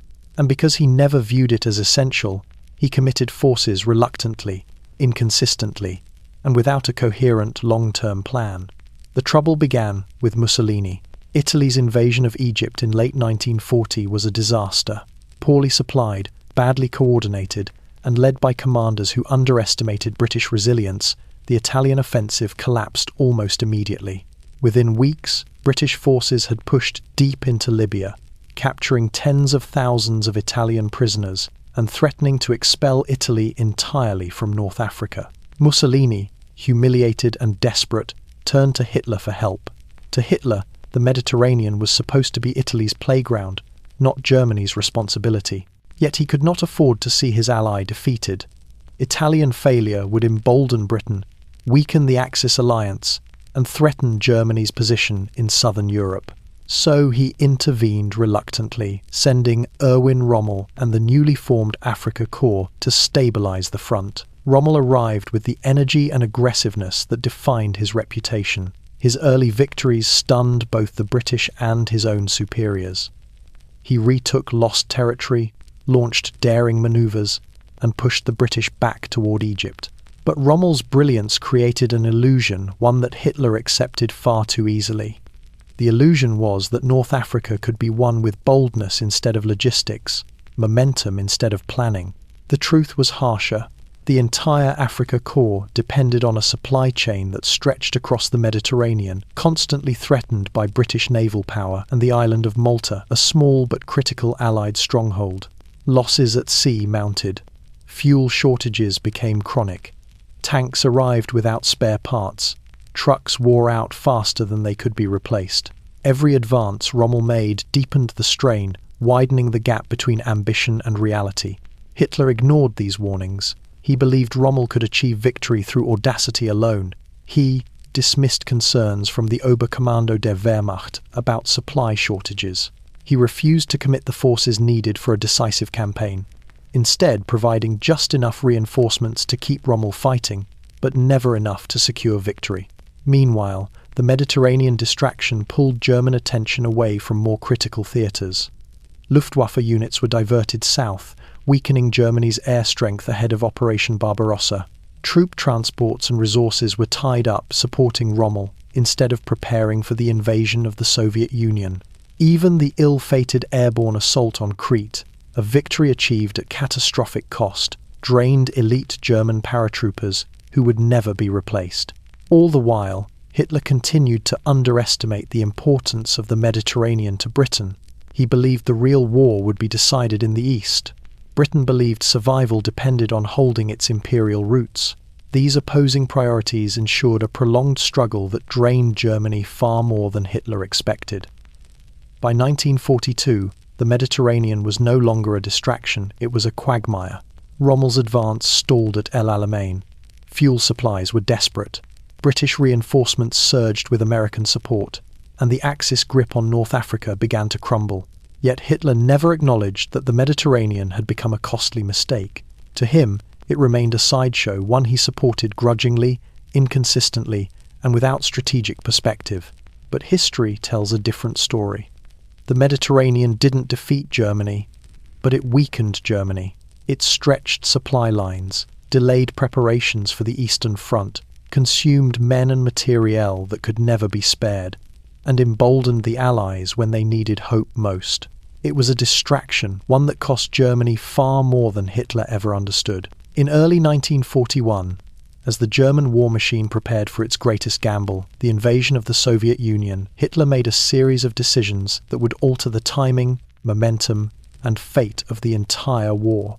Those decisions came not from grand strategic insight, but from frustration, impatience, and an obsession with control.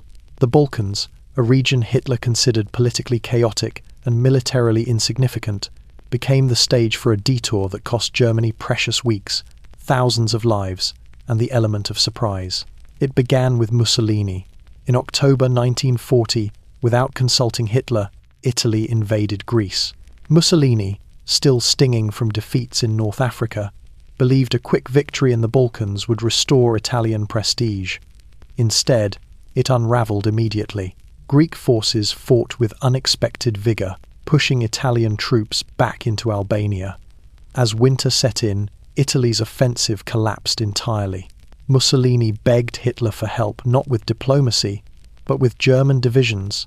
Hitler was furious, but he could not allow an Axis partner to face total humiliation. Italy's failure threatened to destabilize the southern flank of Europe, leaving a gap Britain could exploit. Worse still, British forces began landing aircraft and troops in Greece, raising the prospect of Allied air bases within striking distance of the Romanian oil fields, Germany's most vital source of fuel. Hitler saw this not as a distant problem, but as a direct threat to Operation Barbarossa. His solution was decisive, but dangerously impulsive. In March 1941, Yugoslavia signed the Tripartite Pact, hoping to avoid conflict. But within days, a Serbian-led coup overthrew the government, rejecting alignment with Germany. Hitler interpreted the coup not as internal politics, but as betrayal, one orchestrated by Britain. In a rage, he ordered Yugoslavia to be crushed, instantly, completely, without delay.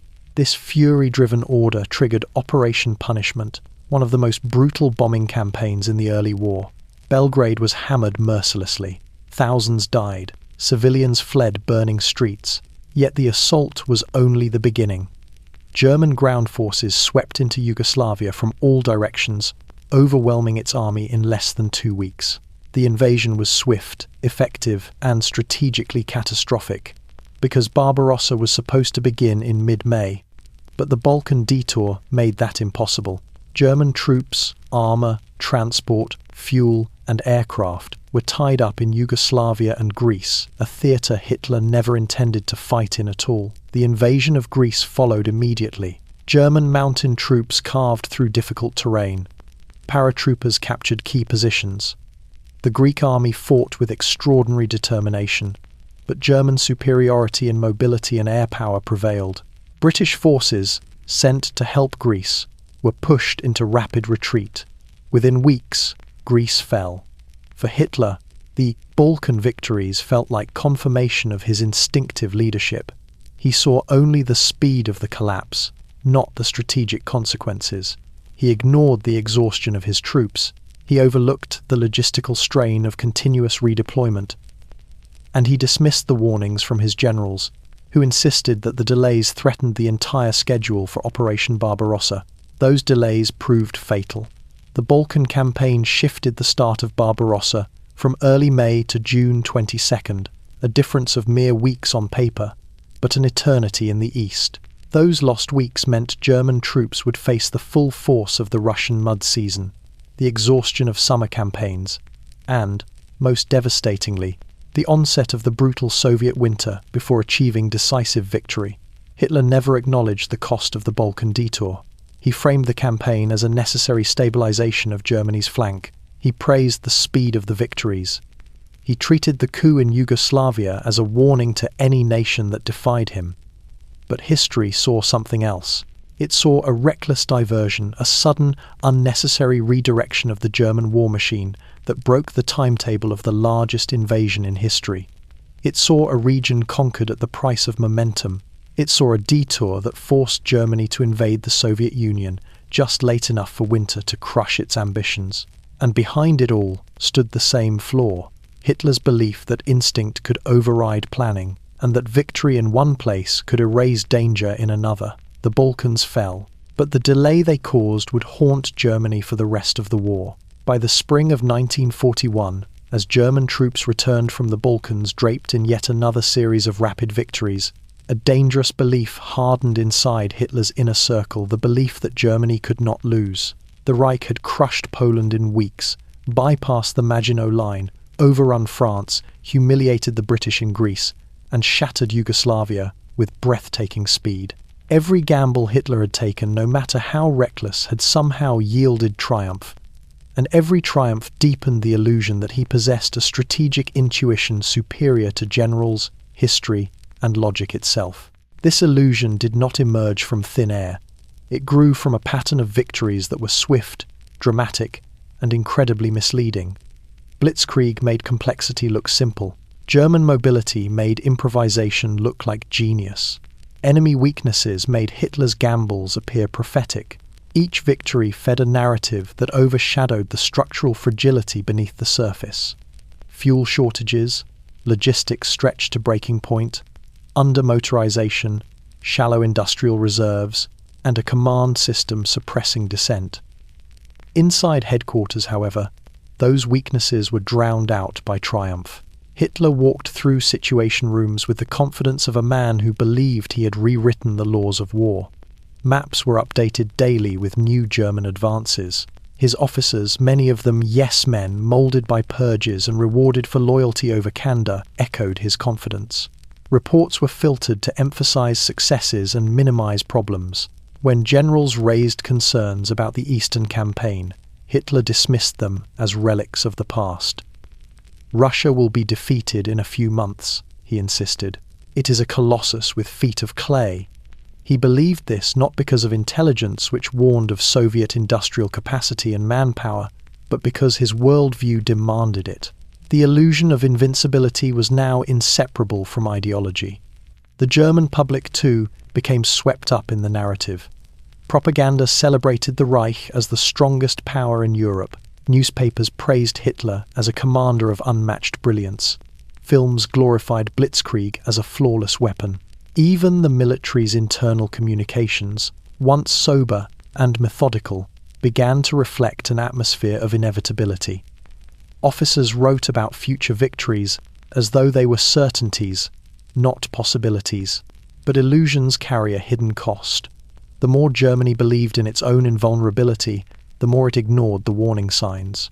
Troops in North Africa fought with dwindling fuel. The Mediterranean supply lines barely functioned. The Kriegsmarine struggled to compete with British naval power. The Luftwaffe, battered after the Battle of Britain and losses in Greece and Crete, was far from the unstoppable force propaganda portrayed. And the Wehrmacht's mechanized units, the pride of German warfare, faced chronic shortages in spare parts, tires, and trucks. In the east, Soviet intelligence noticed the German build-up months before the invasion. Trains carried troops toward the frontier, airfields filled with Stukas and Messerschmitts, panzer divisions massed quietly behind forests and barns. Yet Hitler, blinded by belief in his own momentum, assumed the Soviets would collapse before they could recover. The illusion of invincibility distorted every decision he made. It convinced him that speed mattered more than preparation, that ideology mattered more than geography, and that the enemy's willpower mattered less than his own ambition. Even as his generals presented cautious memoranda, carefully worded warnings, and logistical analyses showing that Germany was not ready for a long campaign, Hitler brushed them aside. because in his mind, Germany was no longer just powerful, it was unstoppable. This was the moment when strategic calculation gave way to hubris, when military planning became a shadow of ideological certainty, when victory in the Balkans and Western Europe convinced Hitler that the Soviet Union, a vast nation with immense manpower and industrial potential, could be crushed in one swift blow.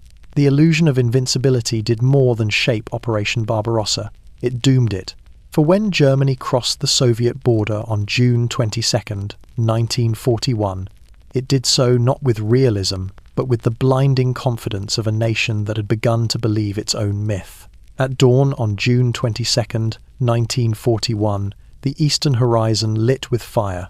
Thousands of artillery pieces opened up in unison. Stukas dove in screaming arcs. Tanks rumbled forward across fields glittering with dew. Infantry surged through gaps cut by explosives and smoke. In a single moment, the largest invasion force in human history, nearly 3 million German troops and their allies crossed into the Soviet Union. Operation Barbarossa had begun. To Hitler, this was not simply a military campaign. It was ideological destiny. He believed the Soviet Union was a fragile, corrupt, racially inferior empire, held together only by force. He believed its soldiers would crumble, its government would collapse, and its people would accept German rule with minimal resistance. Most importantly, he believed time was on his side, that a lightning war, just like in France and Poland, would deliver victory before winter. But the reality of Barbarossa was far more complex, far more brutal, and far more costly than the illusions that inspired it. The opening days seemed to confirm Hitler's expectations. German forces advanced with staggering speed, covering distances unimaginable in the First World War. Entire Soviet divisions disintegrated. Airfields were obliterated with hundreds of Soviet planes burning on the ground before they ever got off the runway. Prisoners marched west in endless columns, stunned and exhausted. German soldiers wrote home describing the invasion as a great hunt, certain the war would be won by autumn. But even in these early days of triumph, cracks appeared beneath the surface. The sheer scale of the Eastern Front dwarfed anything the Wehrmacht had faced before. Panzer divisions pushed so far, so fast, that supply trucks, many still horse-drawn, struggled to keep pace. Fuel shortages forced units to halt for hours or days. Tires shredded on rough roads. Engines overheated under the relentless summer sun. Ammunition sometimes arrived late, sometimes not at all. And then there was the geography: forests thick as walls, marshlands that swallowed vehicles whole, rivers stretching wide across the landscape. Blitzkrieg, which thrived on compact fronts and tight maneuvering, now had to function across a continent. The further German forces advanced, the more their momentum slowed, not because of Soviet resistance, but because of distance. Yet Hitler ignored every warning. He interpreted early victories as proof that his strategy was flawless. He believed the Soviets were collapsing exactly as predicted. His generals, stunned by the scale of initial success, hesitated to argue. Reports of logistical strain, stubborn Soviet resistance, and unexpected supply problems were softened, delayed, or buried under reports of massive encirclements. But the Soviets were not behaving like France or Poland. Entire divisions fought to the last man. Civilians sabotaged roads and railways. Factories were dismantled and moved east, beyond the reach of German bombers. Reserve armies emerged seemingly out of nowhere. Soviet commanders, brutalized by purges, still enforced discipline with unyielding severity. And behind all this stood Joseph Stalin, shocked by the invasion, but quick to rally his country into a war of survival. Meanwhile, German troops, who expected a short campaign, marched deeper into a land that felt endless. The heat grew suffocating. Dust clogged engines and lungs alike. Supply lines stretched thin. Medical units struggled. Animals collapsed. Men grew tired not of battle, but of marching, always marching, into a horizon that never seemed to end. Still, Hitler pushed forward. He ordered deeper penetrations, broader encirclements, faster timetables. He divided his forces, one thrust toward Leningrad, another toward Moscow, another toward the oil fields of the Caucasus, believing Germany could strike everywhere at once. The generals knew the dangers. They tried to argue for concentration, for prioritization, for realism. Hitler refused. Barbarossa continued, not because it was sustainable, but because Hitler believed momentum itself was a weapon, and for a time, that momentum carried Germany across rivers, cities, forests, and farmlands. But the further they advanced, the more they realized the truth. They had awakened a giant one that would not die quickly, quietly, or according to Hitler's timetable. Operation Barbarossa began with the certainty of victory. It would end as the turning point of a war Hitler believed he could never lose. As German forces pressed deeper into Soviet territory in the summer of 1941, Hitler faced a strategic crossroads. The Wehrmacht had achieved enormous encirclements, captured hundreds of thousands of prisoners, and pushed the Soviet front back hundreds of kilometers. From Berlin's perspective, these victories confirmed what Hitler had always believed. The Red Army was collapsing, and the Soviet Union would soon be nothing more than a defeated empire carved up according to his vision. But the map told a different story. The Soviet Union was not France, it was not Poland, it was a continent masquerading as a nation, and the deeper Germany advanced, the more Hitler's grand assumptions collided with geographic reality.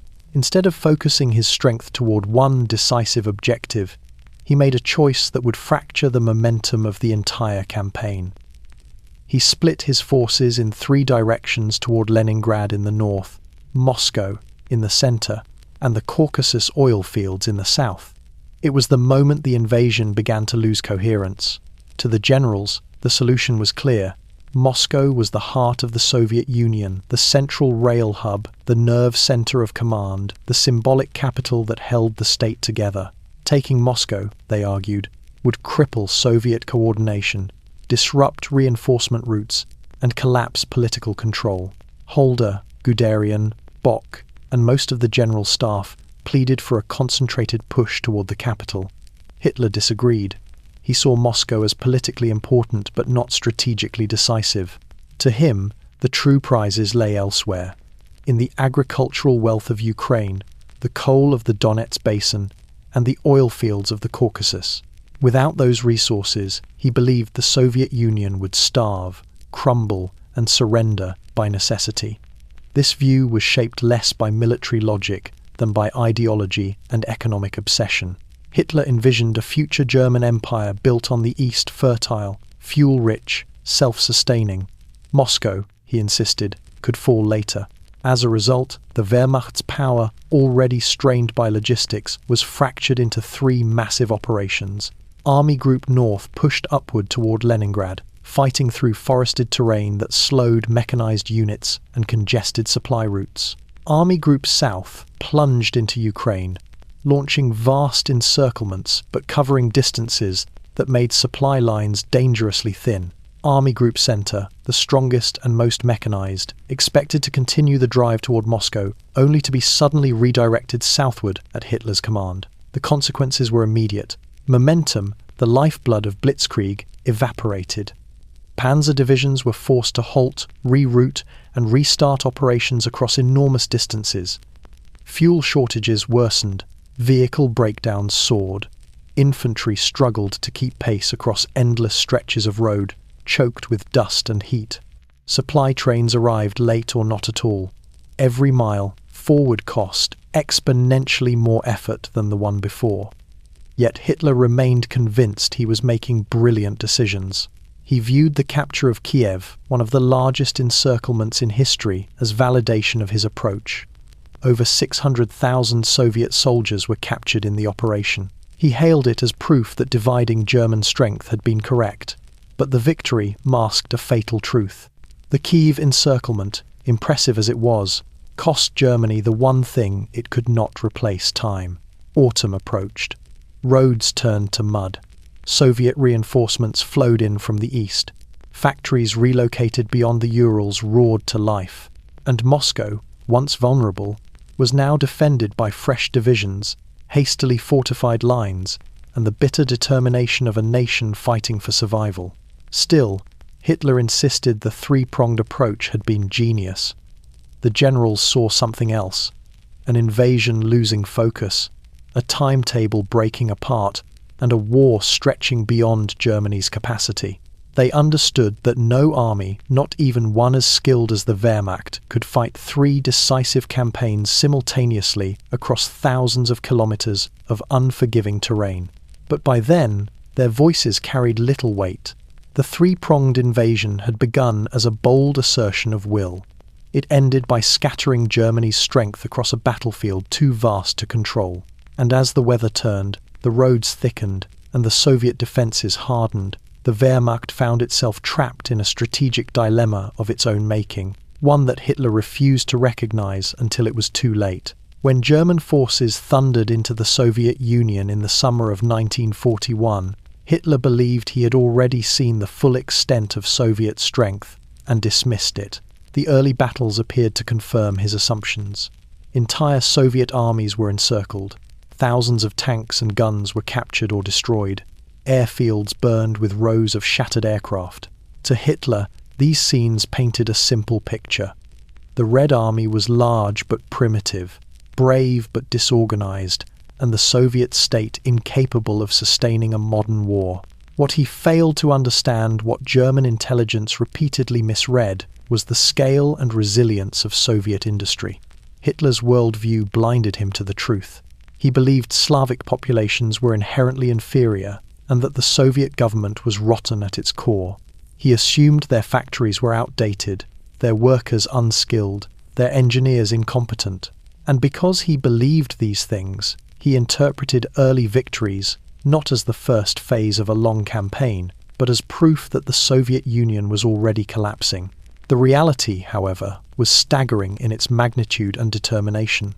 Within weeks of the invasion, the Soviet government launched one of the most extraordinary industrial operations in history: the evacuation of entire factories eastward, beyond the reach of the German advance. Machinery weighing thousands of tons was dismantled piece by piece, loaded onto trains, and shipped to new sites in the Ural Mountains, Siberia, and Central Asia.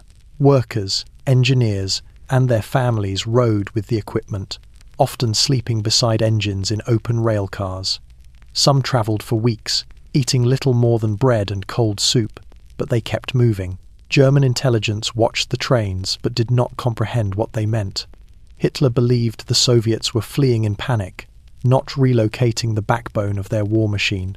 By autumn, more than 1,500 factories, entire industrial cities, had been uprooted and rebuilt hundreds of miles to the east. The scale of this relocation was unprecedented. Production lines were hammered back together in makeshift buildings, under canvas, or even in open fields. Workers assembled machine tools by hand. Generators were rigged up with scrap metal. Engineers worked through the night, many collapsing from exhaustion. Yet within months, Soviet industry was not just functioning, it was expanding. German soldiers at the front noticed something unsettling. Every time they destroyed Soviet equipment, more seemed to appear. Every time they encircled Soviet divisions, fresh ones materialized from the east.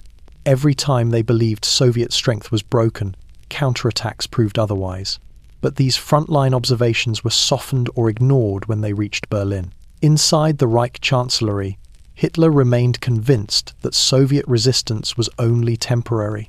His intelligence officers were pressured directly or implicitly to provide reports that aligned with his expectations.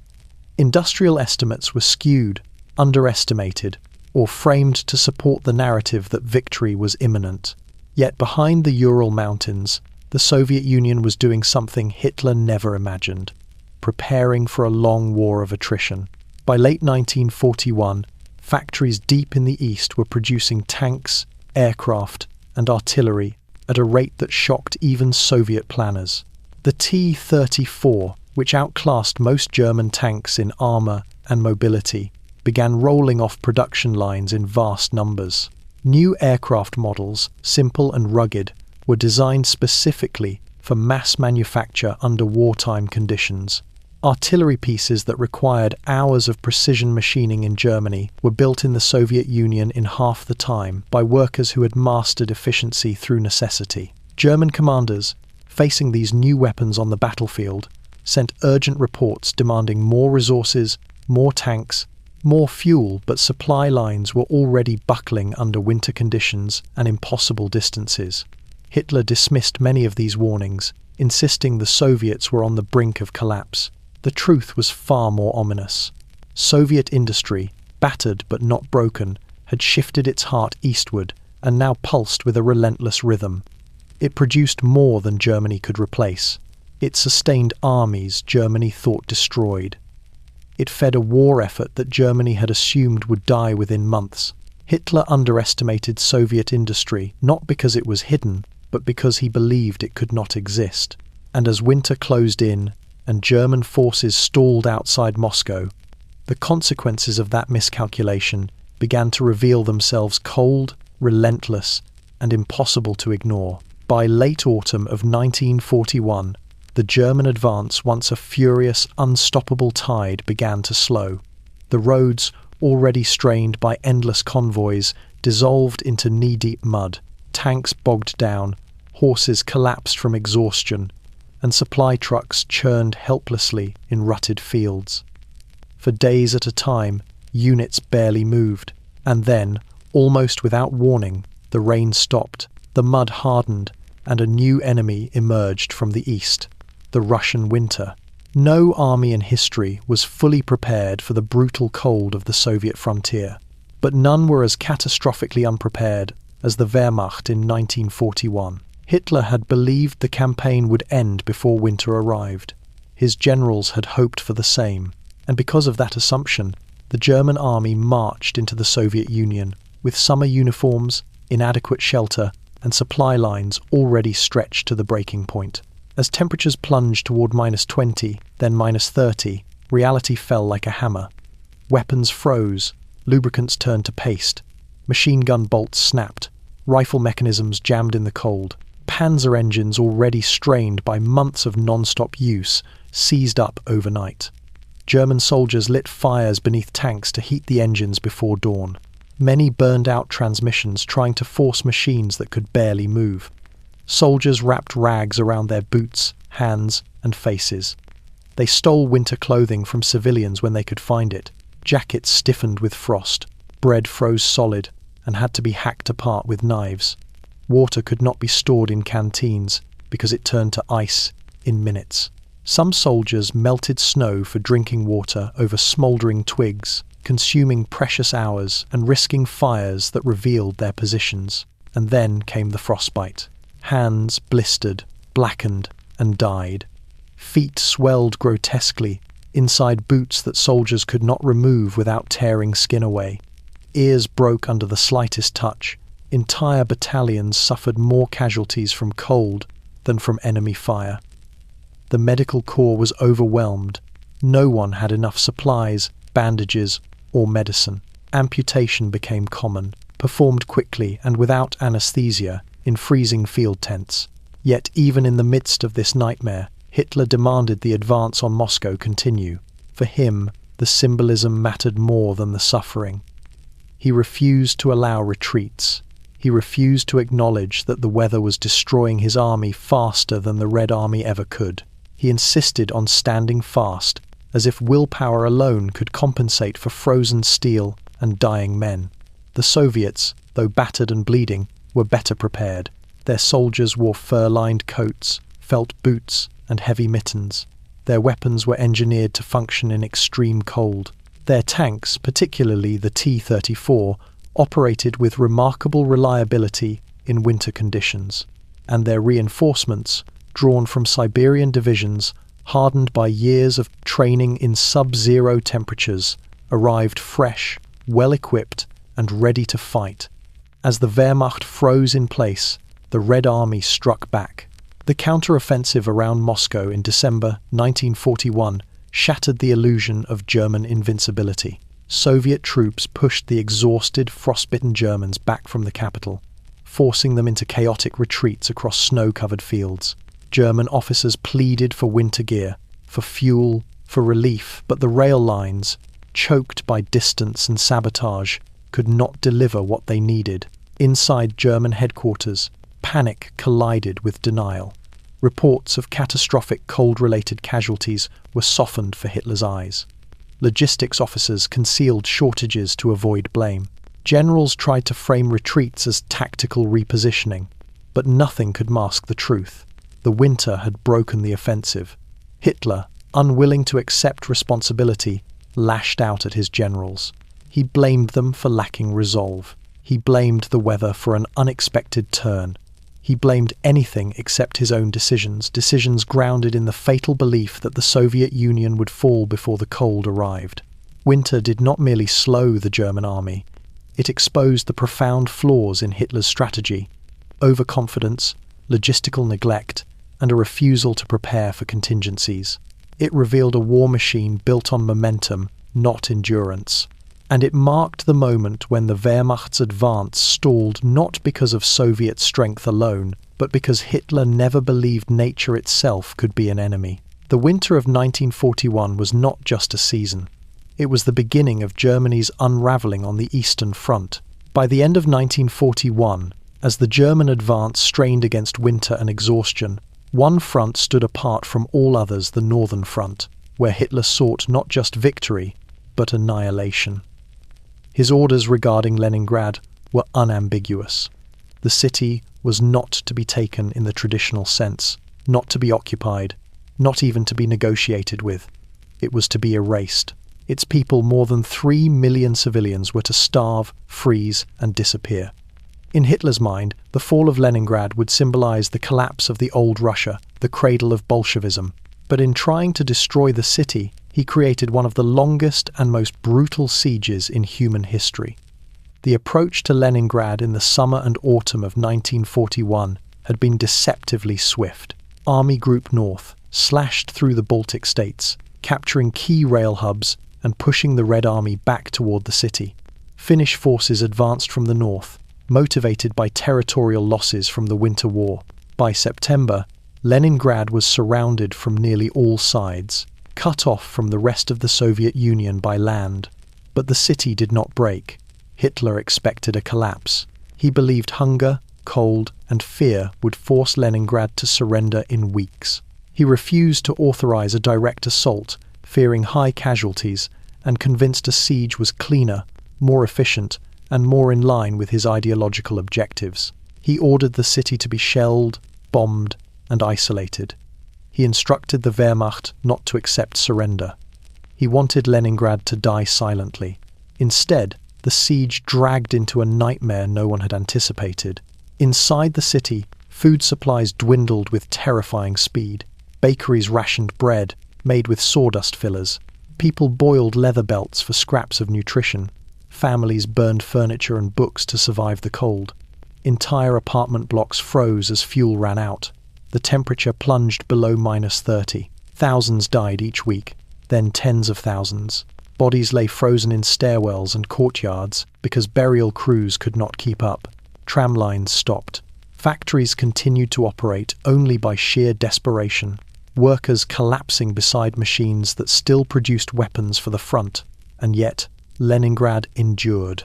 Across the frozen surface of Lake Ladoga, the Soviets constructed the Road of Life, a tenuous supply route plagued by storms, shelling, and thin ice. Trucks skidded across in darkness, carrying flour, ammunition, and refugees. Some broke through the ice and vanished. Others made the journey again and again, sustaining the city just enough to prevent collapse.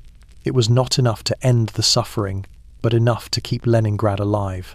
Hitler misread this resilience entirely. He saw the siege as a secondary operation, a static front requiring minimal attention. His generals, however, understood the toll it was taking on their own forces. Maintaining the encirclement demanded manpower, ammunition, and artillery that could have been used on more critical fronts. The harsh winters punished German troops, positioned in makeshift trenches around the city. Diseases spread, supply shortages worsened. Units rotated in and out of a front that offered no glory, only attrition. Yet Hitler refused to loosen the noose or shift strategy. In his mind, Leningrad was a symbol, and symbols did not require logistical planning. He believed the city's fall was inevitable, and simply needed time. He underestimated the Soviet capacity to defend it. He underestimated the moral impact the siege had on the Red Army's determination. Most dangerously, he underestimated the cost in German manpower and resources of maintaining an encirclement hundreds of kilometers wide for months, then years. As the siege dragged into 1942, then 1943, the strategic advantage Hitler sought evaporated. Soviet forces gradually regained strength. Resupply efforts improved. The Red Army launched repeated offensives to break the encirclement. Eventually, in January 1944, German lines collapsed under a massive Soviet assault, ending the siege after nearly 900 days. Hitler never recognized the siege as a failure. He saw only a city he had once ordered erased, still standing, still resisting, still proving that ideology could not substitute for strategy. The siege of Leningrad was more than a military operation. It was a testament to suffering, endurance, and the catastrophic consequences of Hitler's obsession-driven command. It showed that even when German forces held the advantage on paper, Hitler's refusal to adapt ensured they would pay a price in blood, time, and strength they could never replace. By late autumn of 1941, the German advance on Moscow, the heart of the Soviet Union's rail network, command structure, and political identity, had become a desperate race against time, distance, and the brutal reality of the Eastern Front. Operation Typhoon, the final push toward the Soviet capital, began with the same confidence that had marked Germany's early blitzkrieg victories. Hitler was certain that taking Moscow would shatter Soviet morale and collapse the entire Eastern war effort. He believed the city would fall as others had, rapidly, dramatically, and decisively. But the march to Moscow did not resemble the victories of Poland or France. It revealed the cost of every miscalculation that preceded it: the Balkan delay, the divided offensives, the logistical strain, and the catastrophic underestimation of Soviet resilience. The offensive started well. In early October, German forces encircled massive Soviet armies at Vyazma and Bryansk. Hundreds of thousands of prisoners marched westward under the watch of exhausted German guards. Berlin declared the Soviet Union on the brink of collapse. Hitler proclaimed victory as inevitable. Newspapers printed maps showing German arrows converging on Moscow.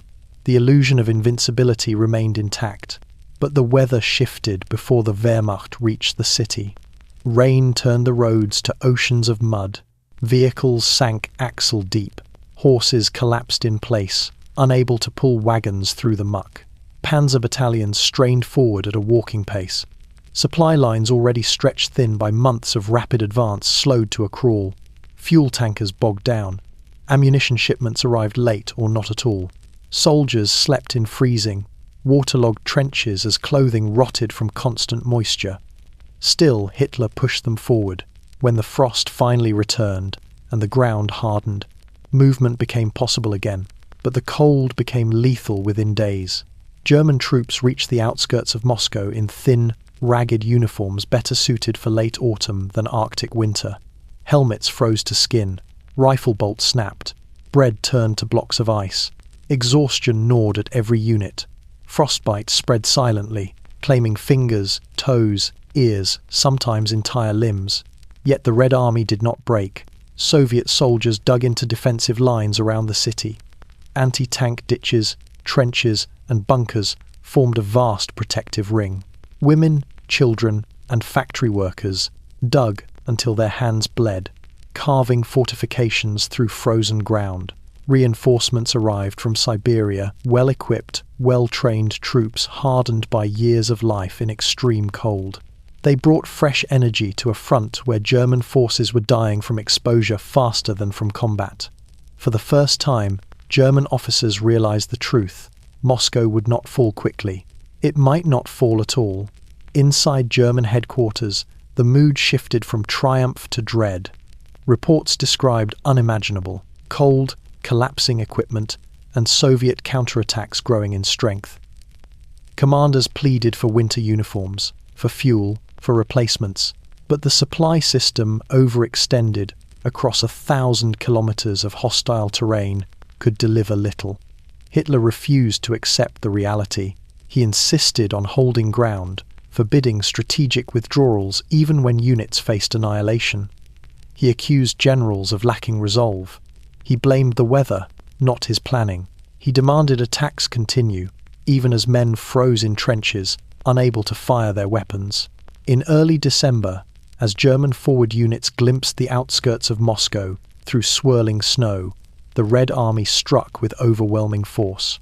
The Soviet winter counteroffensive shattered exhausted German divisions, pushing them back dozens of kilometers.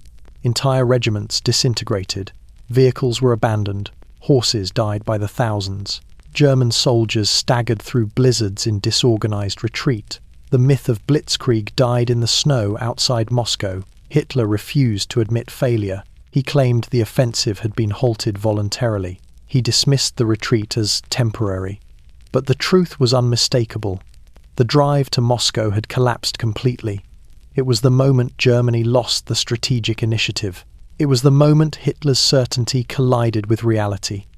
And it was the moment his generals realized the war would not be won quickly, or perhaps at all. The road to Moscow did not end with a triumphant march into the Soviet capital. It ended with frozen fields, shattered divisions, and the beginning of a defeat Germany could never reverse. The failure before Moscow in the winter of 1941 was more than a military setback. It was a turning point inside the German command structure. Until then, Hitler had imposed his will on strategy, overruled generals he disliked, and shaped campaigns according to ideology. But after the collapse outside Moscow, something shifted. What had once been influence hardened into absolute control.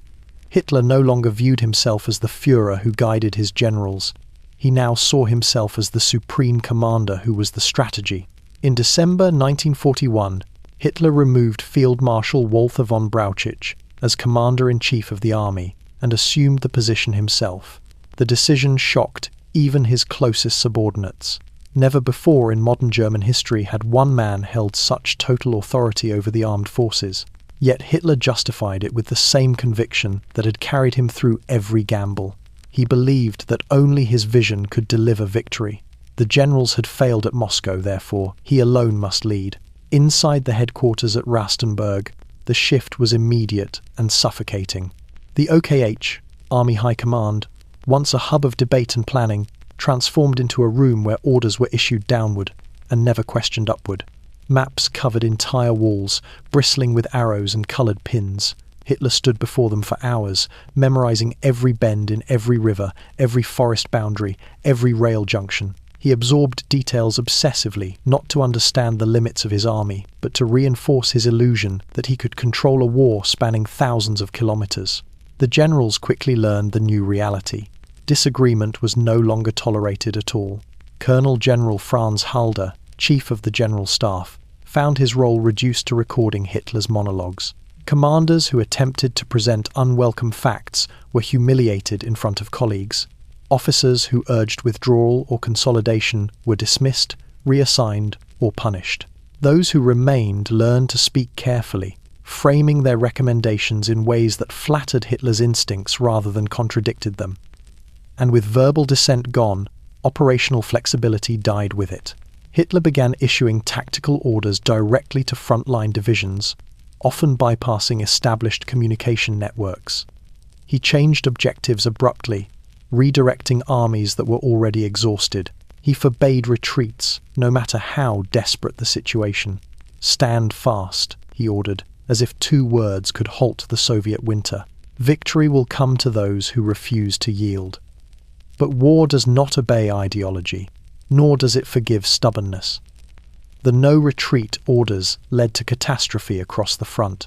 Units trapped in exposed salients were forbidden to fall back to defensible positions. Regiments froze in shallow foxholes because they were not allowed to move to forested shelter. Entire divisions disintegrated because they were ordered to hold ground that had no strategic value. The Eastern Front became littered with positions maintained out of obedience rather than logic. Hitler's obsession with absolute control extended beyond tactics. He centralized decisions on logistics, troop deployments, and even weapon development. The generals who once handled these tasks were reduced to administrators executing Hitler's commands. The OKH became paralyzed by fear of delivering bad news. Reports were softened, losses minimized, supply crises understated. Hitler's version of the war became the only version allowed inside his headquarters. Meanwhile, the Red Army adapted. Soviet commanders learned from their early defeats. They improved coordination, refined winter tactics, and mobilized reserves at a scale Germany could no longer match. But Hitler failed to see this transformation. He continued to believe the Soviets were a broken enemy, dismissing their gains as temporary. By assuming full command, Hitler removed the last restraints on his strategic impulses. His ideological certainties hardened into operational doctrine. His personal anxieties became national orders. His misjudgments became disasters measured in divisions, not battalions. The winter of 1941 did not destroy the Wehrmacht. Hitler's reaction to it did. By placing himself at the pinnacle of military command, he ensured that future decisions in the Caucasus, at Stalingrad, at Kursk, and across every corner of the Eastern Front would be shaped by one man's instinct rather than the collective expertise of an entire military. And in war, no matter its scale, no army survives long under the command of a man who cannot be questioned. By the spring of 1942, Hitler was determined to restore the momentum lost before Moscow. Every briefing, every map discussion, every late-night conference inside the Wolf's Lair circled back to one obsession: oil. The Wehrmacht, stretched across thousands of kilometers, was bleeding fuel. Panzers sat idle for lack of gasoline. Trucks broke down after endless marches. Luftwaffe operations were constrained by shrinking reserves. Germany had launched a world war on an industrial foundation too shallow to sustain it, and Hitler knew it. His solution was not to shrink objectives or stabilize the front. It was to chase new resources deeper into hostile territory. He wanted the Caucasus. The region promised everything Germany lacked. The vast oil fields of Maikop, Grozny, and Baku names that shimmered on Hitler's maps like promises of salvation. He believed securing these fields would cripple the Soviet Union and guarantee Germany's fuel supply for the rest of the war. In his mind, the Caucasus was not just a strategic aim, it was the key to global victory.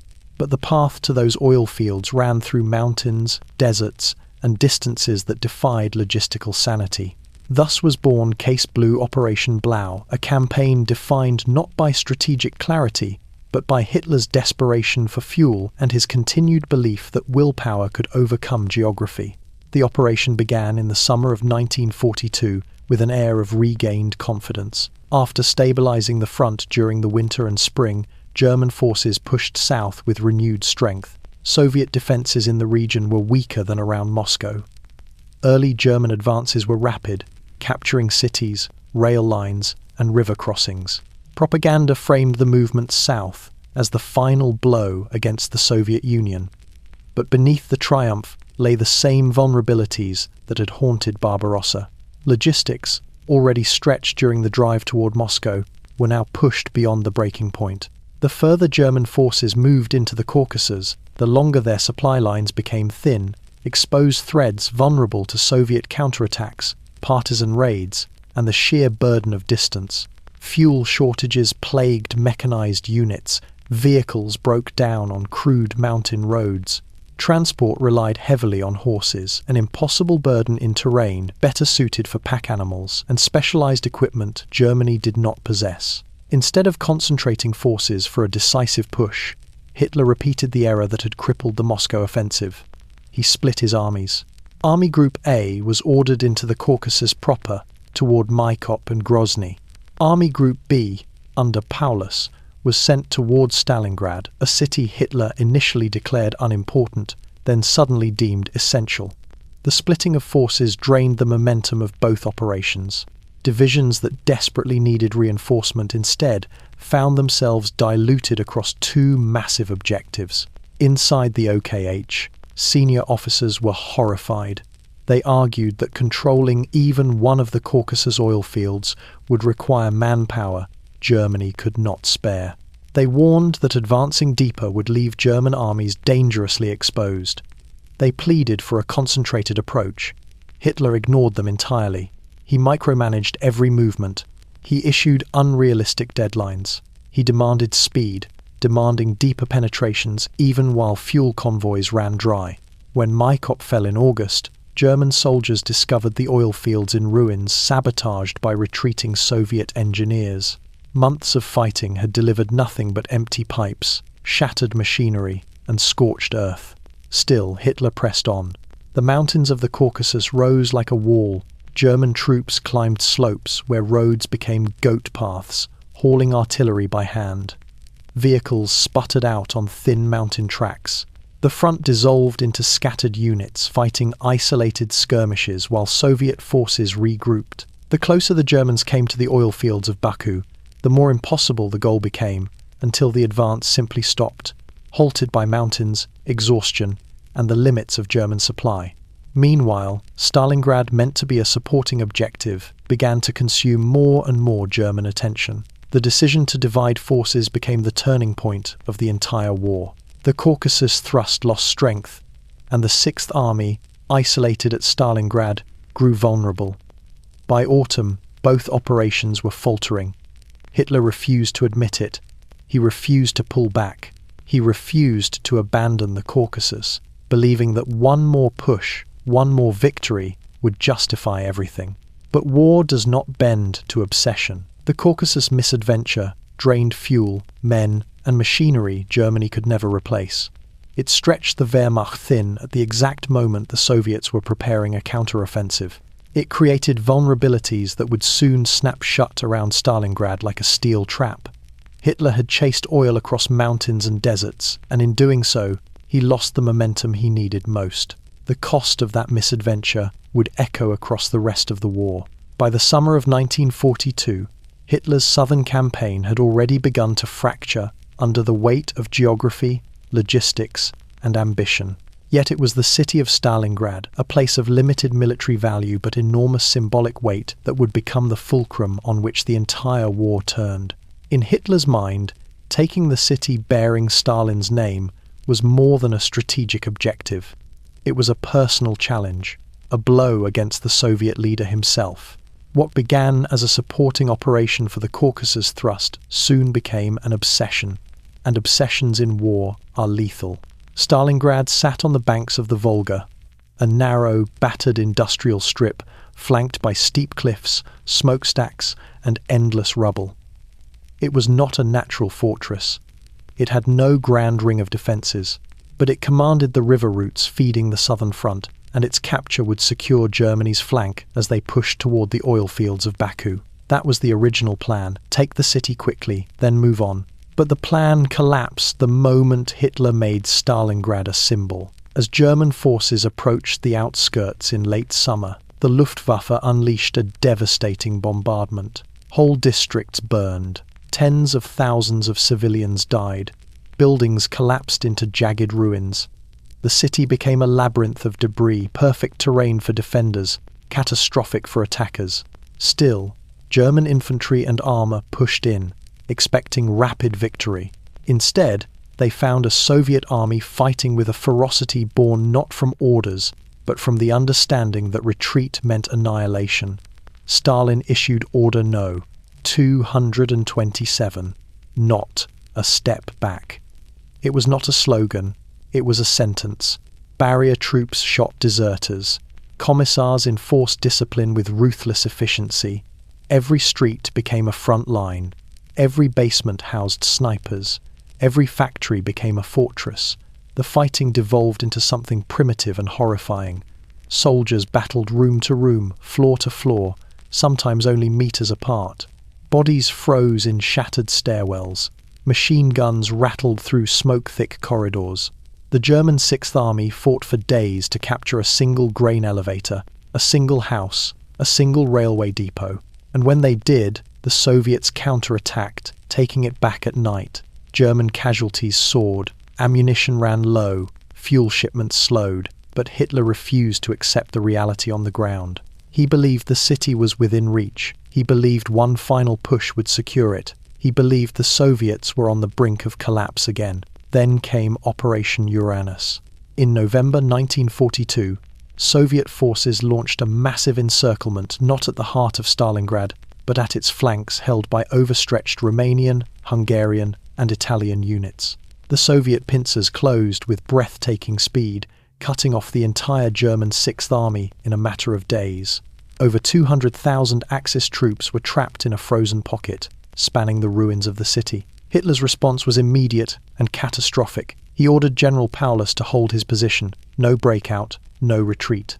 "The Sixth Army will stand fast," Hitler declared, as if words could warm frozen soldiers or refill empty fuel tanks. He promised that the Luftwaffe would supply the encircled army from the air, ignoring the reality that weather, distance, and Soviet anti-aircraft fire made such an operation impossible. The airlift failed instantly. Planes crashed or were destroyed. Supplies delivered were only a fraction of what was needed. Soldiers inside the pocket began to starve. Medical units ran out of bandages, morphine, and even clean water. Frostbite ravaged survivors. Men dug shallow trenches for warmth, only to collapse inside them from exhaustion. Paulus begged for permission to break out. Hitler refused every plea. By January 1943, the Sixth Army was no longer an army. It was a mass of starving, freezing survivors, holding ruins that no longer had strategic value. When the Soviets finally crushed the last pockets of resistance, Paulus, newly promoted to field marshal, in Hitler's delusional belief that he would kill himself rather than surrender, bowed to reality and laid down arms. 90,000 survivors marched into captivity. Fewer than 6,000 would ever return to Germany. Stalingrad was not just a defeat. It was the moment the German war machine lost the initiative forever. It shattered the myth of invincibility. It exposed the fatal consequences of Hitler's micromanagement and ideological obsession. And it marked the beginning of a relentless Soviet advance that would push the Wehrmacht all the way back to Berlin. Stalingrad was the point of no return. For Germany, the war no longer held the possibility of victory, only the inevitability of defeat. By early 1943, the consequences of Hitler's strategic decisions had begun to crystallize into a single devastating reality. The German war machine was stretched far beyond its limits. What had once seemed like unstoppable momentum sweeping victories from Warsaw to Paris, from Athens to the gates of Moscow, now revealed itself as a brittle facade held together by improvisation, intimidation, and sheer momentum. When that momentum stalled, the structural weaknesses became impossible to ignore. The Wehrmacht was fighting not one war, but countless wars simultaneously. In the east, Germany faced the largest land army on earth, backed by an industrial base that had relocated beyond its reach. In the Mediterranean, it was locked in a grinding struggle against Allied forces in North Africa. In the Atlantic, U-boats fought an increasingly desperate battle against convoys protected by improved radar, sonar, and air patrols. In Western Europe, German garrisons manned coastal fortifications, bracing for an invasion they could not predict. Meanwhile, the Luftwaffe, once the terror of Europe, was now pulled in every direction, defending German cities from British and American bombers, supporting ground forces on the Eastern Front, operating in the Mediterranean, and escorting supply convoys. Its pilots were exhausted, its fuel reserves plummeted, its newest aircraft models rolled off production lines too slowly to replace mounting losses. Yet Hitler refused to consolidate. He believed that retreat, even a tactical one, was a betrayal of destiny. Every front had to be held, every city defended, every advance continued until the last possible moment. This mentality did not merely challenge the Wehrmacht, it shattered it. German divisions, once sleek and mobile, now resembled hollow shells. Entrenched in vast lines stretching thousands of kilometers, they lacked the manpower, ammunition, and fuel to maneuver. Blitzkrieg had become static warfare, and Germany was utterly unprepared for it. Supply lines, always the Achilles heel of the Eastern Front, became a nightmare. Fuel trains took weeks to reach forward units. Horses died of exhaustion pulling overloaded wagons, Vehicle breakdowns surged as mechanics scavenged parts from wrecks because factories could not produce replacements fast enough. What remained of German motorization decayed with every passing month. And the soldiers, the men who had once marched triumphantly through Europe, felt the strain most of all. They were underfed, under-equipped, and overworked. They slept in holes carved from frozen soil. They wrote letters home describing endless marches, dwindling rations, and a gnawing dread that victory was slipping away. Many divisions operated at half or even a third of their intended strength. Commanders struggled to maintain discipline among troops, who began to grasp what their leaders refused to admit. Germany could no longer sustain the war it had created. Meanwhile, Allied production surged. The United States, now fully mobilized, produced planes, tanks, ships, and trucks at a pace no German factory could match, not even with slave labor and round-the-clock shifts. Britain, hardened by years of bombing, maintained its military output while refining radar, cryptography, and bombing techniques. The Soviet Union, working from factories deep in the Urals and Siberia, built tanks and artillery faster than Germany could destroy them. Hitler refused to recognize this industrial imbalance. He continued calling for new offensives, Kursk, Kharkov, and countless local operations draining men and resources Germany did not have. His strategy had become a fantasy. Fight everywhere, lose nowhere, retreat never. The generals who tried to warn him were dismissed or ignored. Those who suggested withdrawals faced accusations of cowardice. The war machine Germany had built was impressive, but it was never built for endurance. It had been designed to strike fast, win decisively, and end wars before resources mattered. Now, trapped in a multi-front conflict against enemies who could outproduce, outnumber, and outlast it, the machine sputtered. Across the Eastern Front, German commanders clung to fragile supply lines. In the Mediterranean, Rommel's forces dwindled under relentless pressure. In the skies above Germany, Allied bombers darkened the horizon. And inside Hitler's headquarters, maps grew crowded with red arrows pushing westward, arrows he insisted did not represent the collapse he could not bear to acknowledge. Germany was overstretched, exhausted, and overwhelmed. The myth of invincibility was dead, replaced by the reality that the war machine had been driven too far, too fast, and far beyond the limits of what it could sustain. It was no longer a question of if Germany would break, but when and where. Long before German tanks bogged down in the snows of the Eastern Front, Hitler had believed that the Battle of the Atlantic would be his silent triumph, a war decided not by divisions and armies, but by steel hulls slipping beneath the waves. In 1940, the U-boat arm looked unstoppable. Merchant ships burned across the Atlantic, convoys scattered in panic. Britain's lifeline, the sea routes feeding its cities and war industries, seemed on the brink of being severed. Hitler viewed the U-boat fleet as a dagger aimed directly at the British heart. But by 1943, that dagger had dulled. The U-boat war, once Germany's best hope of forcing Britain to its knees, had turned into a graveyard. The seeds of this collapse were planted early. German naval leaders, especially Admiral Karl Dönitz, repeatedly warned Hitler that the U-boat fleet needed to triple in size to truly strangle Britain. They needed hundreds of submarines working in coordinated wolf packs, more than German shipyards could produce at the time. Hitler, smitten with his land campaigns, refused. He believed the war would be won on the Eastern Front long before Britain's supplies ran out. He had underestimated both Britain's resilience and America's industrial power. Still, in the early years, the U-boats seemed unstoppable. Operating at night, on the surface, they cut through convoys with ruthless precision. Captains gained reputations as heroes. U-boat crews believed they were turning the tide of the entire war. But the Allies learned, they adapted, and with each adaptation, the advantage shifted. The first turning point was technology. British cryptanalysts, working in secrecy at Bletchley Park, had cracked the German Enigma codes used by U-boat command. Convoys were rerouted around wolf packs before the submarines ever arrived. German captains, unaware their communications were compromised, sailed into empty seas while Allied shipping continued almost unhindered. Hitler dismissed warnings about the security breach. insisting the code was unbreakable. Then came radar, airborne, shipborne, and increasingly precise.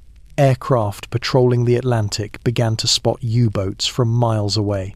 Depth charge techniques improved. Escort carriers, small, fast aircraft carriers dedicated to protecting convoys, multiplied across the ocean. Suddenly, U-boats that once hunted with impunity found themselves hunted in turn. By 1943, the Atlantic had transformed into a killing ground, but not for merchant ships. It was the U-boats that were dying.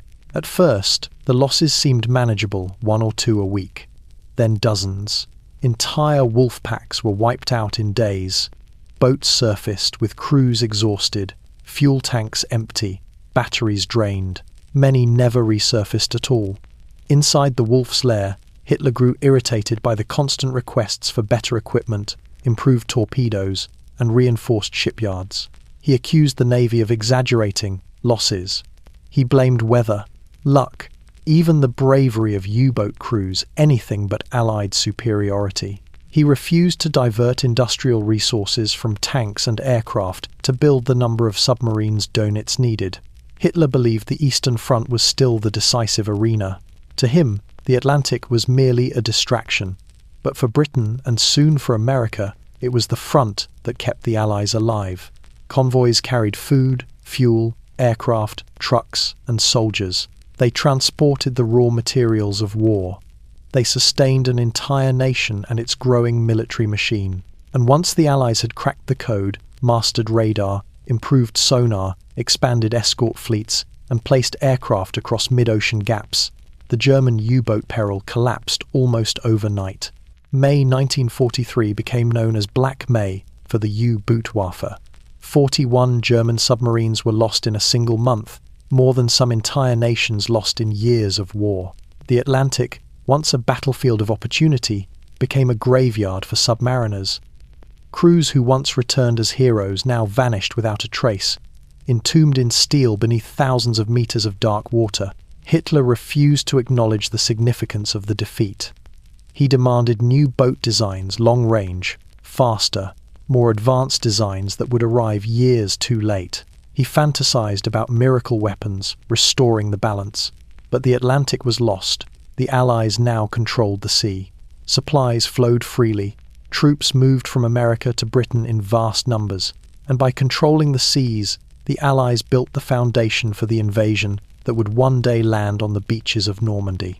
The collapse of the U-boat campaign was more than a maritime defeat. It was the moment Germany lost the ability to choke the Allies, lost the chance to force Britain out of the war, and lost the strategic initiative at sea forever. The gamble that began with quiet hulls slipping into the Atlantic ended in silence of another kind, the silence of wrecks lying cold on the ocean floor, marking the end of Germany's last hope of turning the war through starvation and isolation. In the spring of 1942, as the Eastern Front reeled from the disaster at Moscow, Hitler searched desperately for something, anything, to restore the sense of invincibility that had once radiated from every German advance. He found it in Kharkov. The city, fought over repeatedly, became the stage for a German counterstroke that seemed to defy the grim reality unfolding elsewhere. It was a victory carved out by experienced commanders, veteran divisions, and tactical flexibility, but Hitler interpreted it not as a warning, or even a narrow success, but as proof that his strategic intuition remained flawless. That interpretation would drive Germany deeper toward ruin. The Second Battle of Kharkov began as a Soviet offensive. Stalin, emboldened by the winter counterattack near Moscow, ordered a massive push westward to retake territory lost months earlier. Soviet armies surged toward German positions around Kharkov with overwhelming numbers but stretched supply lines. Their planning was bold but premature. They underestimated German mobility. They overestimated their own readiness. And as their spearheads advanced, gaps opened along their flanks, inviting disaster. Field Marshal Fedor von Bock and General Hermann Hoth recognized the vulnerability instantly. They coordinated a rapid German encirclement, slamming shut pincers around the advancing Soviet forces. Tens of thousands of Soviet soldiers were trapped. Prisoners marched west in staggering columns. Soviet equipment, tanks, guns, supply depots lay smouldering along the roads. The counterattack had failed catastrophically. To the German High Command, the victory was a crucial but limited success, a defensive recovery born of experience, not ideology. It showed the Wehrmacht still possessed operational superiority in many areas, but also revealed Soviet oversteps that would not be repeated. The generals viewed it soberly. Hitler, however, did not. Inside the wolf's lair, maps were rearranged, arrows redrawn, and conclusions shaped not by logic, but by Hitler's growing need to confirm his worldview. The Kharkov victory became, in his mind, absolute proof that the Red Army was still weak, still poorly commanded, still incapable of sustained offensive warfare. He dismissed warnings from Halder and Guderian that Soviet manpower reserves were vast. He ignored reports describing new Soviet tank models and fresh reserves arriving from the east. He refused to believe Soviet factories relocated to the Urals were producing equipment faster than Germany could destroy it. One victory became a fantasy of inevitability. Hitler's confidence hardened into overconfidence. He convinced himself that the Soviet Union was again on the verge of collapse. The disaster at Moscow had been weather, not weakness. The brutal winter had been an anomaly, not a sign of deep structural flaws. And the Soviets, bloodied at Kharkov, would not be able to resist a renewed summer offensive. The generals tried, cautiously, to temper his expectations. They reminded him of the logistical strains still present. They warned that German divisions were exhausted and operating far below intended strength. They pointed out that Soviet defenses had grown stronger, deeper, and more coordinated. But Hitler was unmoved. The victory at Kharkov became the foundation for Operation Blue, the massive multi-stage offensive that would push German forces toward the Don, the Volga, and the Caucasus. In Hitler's mind, Kharkov proved everything: that the Soviets were brittle, that German mobility remained unmatched, that splitting armies across vast distances was still viable, and that a single, decisive blow could topple the entire Soviet war machine.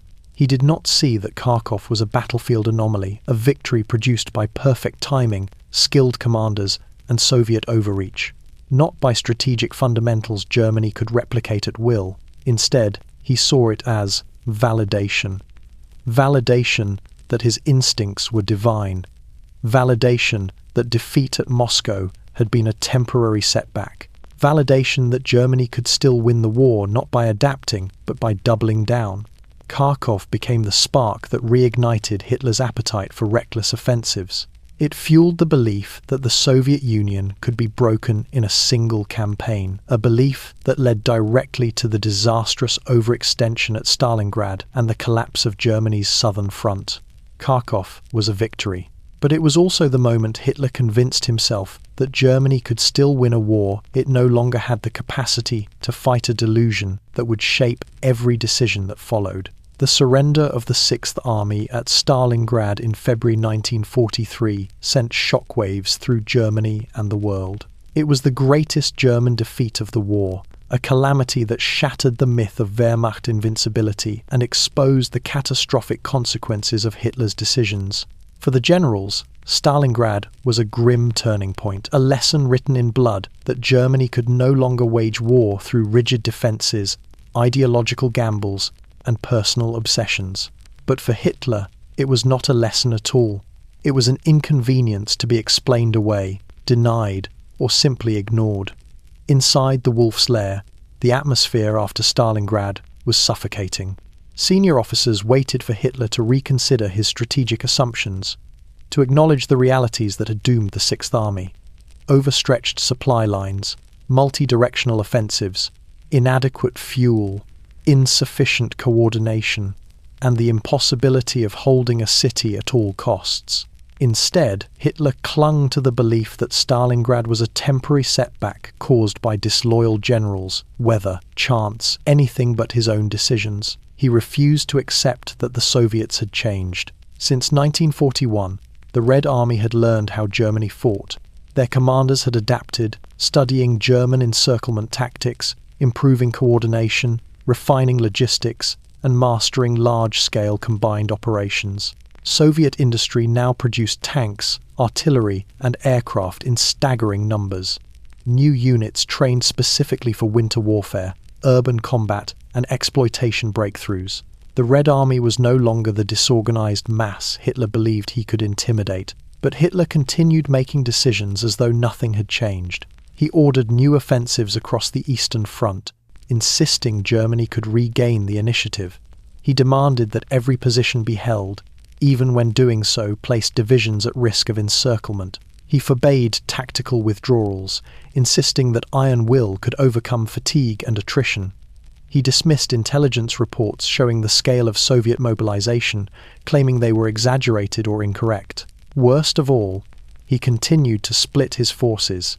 Despite Stalingrad's clear warning about overextension, Hitler insisted on offensive operations in multiple directions in the Caucasus, around Leningrad, in the Central Front, and in the south. He demanded that cities destroyed by months of fighting be held as symbols, not strategic assets.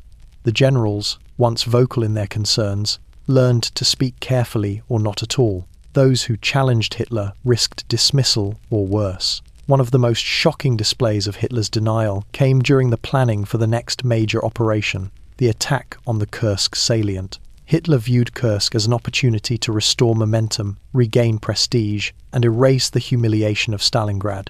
But he overlooked what Stalingrad had already proven, that German forces could no longer afford high-risk battles with uncertain outcomes. Especially on ground the Soviets had prepared for months. The generals warned him that the Soviets had fortified the region with minefields, trenches, anti-tank guns, and multiple defensive belts deeper than anything Germany had seen.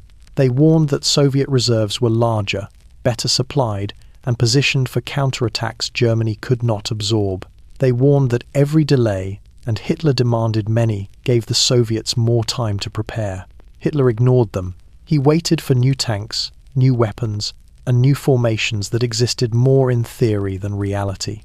He believed technology would compensate for manpower shortages. He believed the Soviets would remain passive, despite clear signs of their preparations.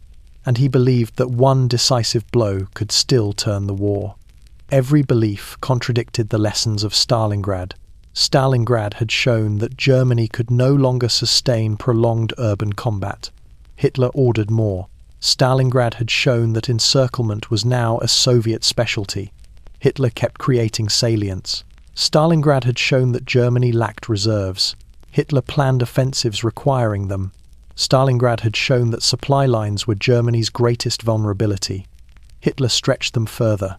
Stalingrad had shown the Red Army was no longer fragile. Hitler treated them as though they still were.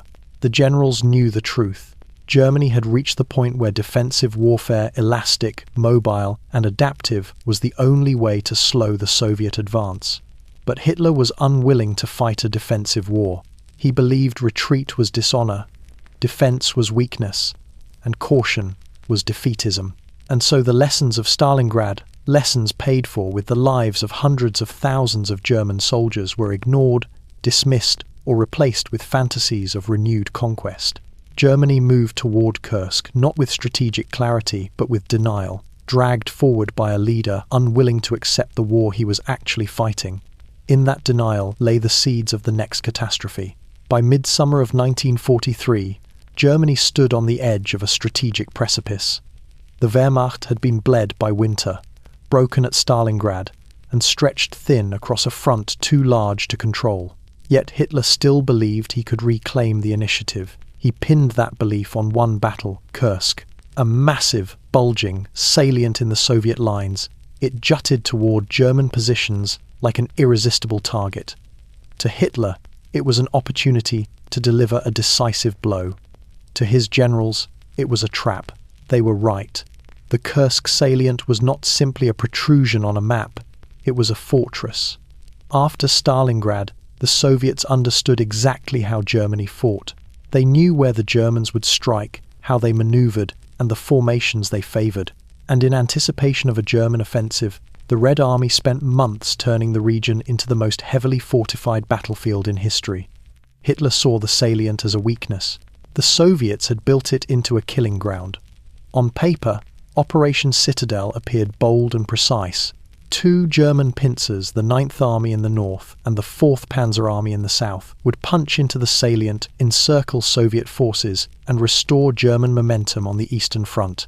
But every delay, every hesitation, every modification Hitler made gave the Soviets more time. When his generals urged immediate action, Hitler refused. He wanted to wait for new tanks, the Panther, the Ferdinand. The Tiger machines, he believed, would decide the battle. The delays proved fatal. By the time the attack began on July 5th, Soviet defenses were almost impenetrable. Minefields stretched for kilometers. Anti-tank guns lay concealed in layered positions. Trenches and bunkers formed belts of defense deeper than anything the Germans had encountered. Behind these lines waited massive reserves, fresh tank armies ready to counterattack at the moment of German exhaustion. The battle erupted with ferocious intensity. German panzers clawed through minefields under withering fire. Engineers crawled ahead under artillery barrages, clearing narrow lanes at staggering cost. Luftwaffe squadrons roared overhead, striking Soviet positions with precision, but the Soviets answered with waves of aircraft of their own. The smoke over Kursk turned the sky into a dark, flickering haze. Progress came, but at unbearable cost. In the south, Haus's SS Panzer Corps fought bitterly toward Prokhorovka, where one of the largest tank battles in history unfolded. Hundreds of tanks collided at point-blank range. Steel slammed into steel. Shells ricocheted. Engines burned. Tank crews fought surrounded by fire and dust, unable to see more than a few meters ahead. The battlefield dissolved into chaos, where victory depended less on strategy than on survival. But even as Germany pressed, the Soviet defenses held. Every breakthrough became a mire of new obstacles. Every kilometer gained bled German strength. Every advance slowed under the weight of mines, mud, and ceaseless Soviet artillery. The German army simply lacked the manpower, fuel, and reserves to sustain such a battle. And then, at the moment the Germans needed reinforcement most, Hitler made a fateful decision. News arrived of Allied landings in Sicily. Panicked by the threat to southern Europe and terrified that Mussolini's Italy might collapse, Hitler abruptly halted Operation Citadel. Divisions slated to press forward were diverted to the south. The offensive died in place. It was the worst possible timing. The Soviets, having endured the blow, immediately launched massive counteroffensives. Operation Kutuzov in the north, Operation Rumiantsev in the south. German units, exhausted from the failed attack, were forced into retreat. Kursk did not simply fail to restore the initiative, it destroyed Germany's last hope of regaining it. The battle's outcome was stark. Germany lost elite tank crews it could not replace. It lost armoured vehicles that factories could not rebuild fast enough. It lost air superiority over large sections of the Eastern Front. It lost the ability to dictate the pace of war. But above all, Germany lost time, the one resource it could never recover. Hitler blamed everyone but himself. He blamed the weather, the terrain, the delays he had caused, the generals who had warned him. But Kursk exposed the truth the Wehrmacht had feared since Stalingrad. Germany could no longer win the war. Kursk was not just a failed offensive. It was the moment the German war machine broke under its own weight, the moment Hitler's last gamble for victory evaporated, and the moment the Soviet Union seized an initiative it would never again surrender. From Kursk onward, the question was no longer if Germany would lose, but how long it could survive. As German armoured columns bled themselves dry against Soviet counterattacks after Kursk, a new crisis erupted thousands of kilometers away. One Hitler had long dismissed as a sideshow. Italy, once Germany's most important ally, was collapsing under the weight of its own defeats. North Africa had been lost. Sicily had fallen. Allied bombers hammered Italian cities with growing intensity. And in Rome, political cracks widened into fractures. Hitler, fixated on the Eastern Front, refused to see what was coming. For years, he had treated Italy as a junior partner, a nation whose ambitions exceeded its capabilities, whose military failures he repeatedly had to rescue. He mocked Mussolini behind closed doors, calling him unreliable, impulsive, and weak. Yet Hitler depended on Italy more than he ever admitted. Italy tied down Allied resources in the Mediterranean. Italy provided airfields, ports, and troops that extended Axis reach. And Italy's mere presence as an ally helped legitimize Hitler's claim that Germany was not isolated. But by 1943, Italy was a nation on the verge of collapse. The invasion of Sicily in July shattered Mussolini's credibility. His own Grand Council voted to remove him. The king ordered his arrest. A new government under Marshal Badoglio swore allegiance to Hitler publicly, while secretly negotiating with the Allies. For weeks, Hitler's intelligence services issued conflicting reports, none of which he trusted. His instinct told him Italy was betraying him, and for once, his paranoia was correct. On September 8th, the Italian government announced an armistice with the Allies. To Hitler, it was a knife in the back. To the Wehrmacht, it was a logistical nightmare. To the Axis cause, it was catastrophic. Italy's collapse created an enormous strategic dilemma. If Germany abandoned Italy, the Allies would gain a direct route into southern Europe, one that threatened Austria, the Balkans, and even southern Germany. If Germany attempted to occupy Italy, it would require tens of thousands of troops at a time when the Eastern Front demanded every available division. Worse, Italy's terrain, mountainous, narrow, and perfect for defense, guaranteed that any attempted occupation would evolve into a grinding attrition war Germany could not afford. Hitler chose occupation. Within hours of the armistice, German forces launched Operation Achse, disarming Italian troops, seizing key positions, and racing to secure Rome. The operation succeeded militarily, but cost Germany far more than any battlefield victory could justify. Entire divisions were diverted south.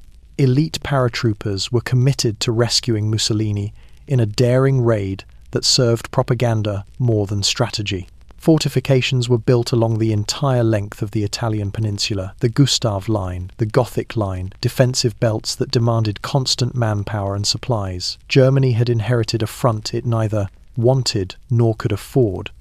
The Allies, meanwhile, pushed north from Salerno, turning Italy into a bloody staircase. Each step, Naples, Monte Cassino, Anzio, Florence, cost the Allies dearly, but cost Germany even more. German divisions fought with their usual skill and determination, but every day spent holding Italy was a day Hitler lost elsewhere, on the Eastern Front, in France, in the skies above Germany. Inside the wolf's lair, Hitler framed the Italian crisis as proof of his own righteousness. Italy had fallen, he argued, because Mussolini had not enforced discipline as he had. Italy had collapsed because its people lacked German resolve. Italy had betrayed him because he had trusted too much. He missed the truth entirely. The Italian collapse was a direct result of Germany's overextension, a war machine stretched too far, fighting too many enemies, on fronts too distant to sustain. The occupation of Italy drained Germany of elite troops needed for the coming battles on the Eastern Front. The harsh terrain neutralized German mechanized units. The constant Allied bombing of northern Italian factories crippled German supply chains. And the new front opened yet another door through which Germany's enemies could approach. What Hitler dismissed as a side theatre became a slow bleed that Germany could not stop. Italy's collapse was not just another setback. It was a strategic unravelling, a new front Germany could not win, a burden it could not drop, and a reminder that Hitler's insistence on controlling everything opened more wounds than he could ever close. As Italy burned, Hitler turned back to his maps, convinced he could still shape the war through willpower alone. But the walls were closing in on every front. By late 1943, the world above Germany had changed. For years, Hitler dismissed strategic bombing as a nuisance, an inconvenience that damaged factories, frightened civilians, and disrupted rail lines, but never threatened the survival of the Reich. He believed German industry could absorb the blows. He believed the Luftwaffe, weakened though it was, would regain strength. He believed the war would be decided on the ground in Russia, not in the skies over the Ruhr, Hamburg, or Berlin. But belief does not stop bombs, and the bombs were now falling in numbers that defied imagination. Allied air power had grown from a harassing force to a storm. Thousands of bombers, American B-17 seconds and B-24 seconds, British Lancasters and Halifaxes, filled the skies in waves so large they stretched from horizon to horizon. They came by day and by night. They came in tight formations that bristled with machine guns. They came escorted by long-range fighters like the P-51 Mustang, whose arrival marked the death sentence for Germany's remaining air superiority. For the first time, German civilians witnessed war in the same scale their soldiers had seen on the Eastern Front. Factories in the Ruhr, the heart of German industry, were smashed repeatedly. Cities like Cologne, Düsseldorf, and Dortmund were turned into skeletal landscapes. Hamburg experienced Operation Gomorrah, a firestorm so intense it melted asphalt and created hurricane-force winds. Tens of thousands died. Millions fled their homes. Trains carrying refugees clogged vital supply lines. And the Luftwaffe, once the pride of Nazi military power, fought and died in the skies, trying to stop the impossible. The collapse did not happen overnight. It unfolded piece by piece, loss by loss. The Luftwaffe had been bleeding since the Battle of Britain. It had suffered in the Mediterranean, in North Africa, in Russia. Experienced pilots died faster than Germany could train replacements. Aviation fuel shortages grounded entire squadrons. Factories struggled under bombing, sabotage, and shortages of aluminum and skilled labor. By 1943, the Luftwaffe was a shadow of its former self, fighting with fewer aircraft, fewer veteran crews, and fewer resources against an enemy whose industrial strength was overwhelming. Hitler refused to accept this reality. He demanded counterstrikes against British cities, vengeance raids that consumed precious planes and pilots, but accomplished nothing strategically. He insisted that miracle weapons, like the Me-262 jet fighter and the V weapons, would reverse the tide. He rejected proposals to prioritize fighter production over bombers, believing offensive air power was the key to victory, even while Germany's cities burned. Meanwhile, Allied technology leapt forward. Radar improved. Bombing accuracy tightened. Fighter escorts penetrated deeper into German airspace. Electronic warfare jammed German defenses. Each innovation chipped away at Germany's ability to resist. Each month, the skies grew darker, not with clouds, but with Allied aircraft. For German soldiers on the Eastern Front, the collapse of the air war was felt in every battle. Soviet air power grew while German support dwindled. Supply trains were bombed before reaching the front. Tank factories halted production after devastating raids. Rail yards, oil refineries, synthetic fuel plants all suffered crippling damage. The oil situation was the most catastrophic. Without fuel, tanks became bunkers. Aircraft became museum pieces. Trucks became scrap metal. Hitler continued to demand offensives even as the resources to support them evaporated. He could not see or would not see that the Reich's industrial heart was dying. His headquarters grew crowded with maps showing red circles marking destroyed facilities, black lines marking severed rail lines, and notes detailing critical shortages. Each time, Hitler brushed them aside. He insisted production would recover. He claimed morale would hold. He blamed civilian weakness, lazy workers, or insufficient loyalty. He never blamed the one factor that mattered most. The enemy now dominated the sky. By 1944, the German home front resembled the Eastern Front, staggering forward under relentless assault. Civilians dug through rubble for survivors. Fire brigades fought blazes with collapsing equipment. Children were evacuated to the countryside. The once mighty Luftwaffe, the force that had terrorized Europe in 1939, now struggled to put a single squadron in the air. The air war did not just weaken Germany, it strangled it. Without fuel, without factories, without transport, without the ability to shield its cities, the Reich became a hollow shell, held together by fear and propaganda. And while Hitler continued issuing orders as though victory remained possible, the skies above him told the truth. Germany was losing the war from the air downward, and nothing, not ideology, not willpower, not miracle weapons, could stop what was coming next. By early 1944, the Eastern Front, once the spearhead of German conquest, had transformed into a grinding wasteland. where entire armies dissolved under the weight of Soviet men, machines, and momentum. What had begun as Hitler's grand gamble to seize living space and crush Bolshevism now resembled the slow collapse of an empire fighting a war it no longer had the strength to sustain. The Wehrmacht, once the world's most formidable land force, was bleeding out not with spectacle, but with exhaustion. After Kursk, the Soviets had seized the initiative, and they never let it go. Their offensives came in waves, coordinated, deliberate, and overwhelming.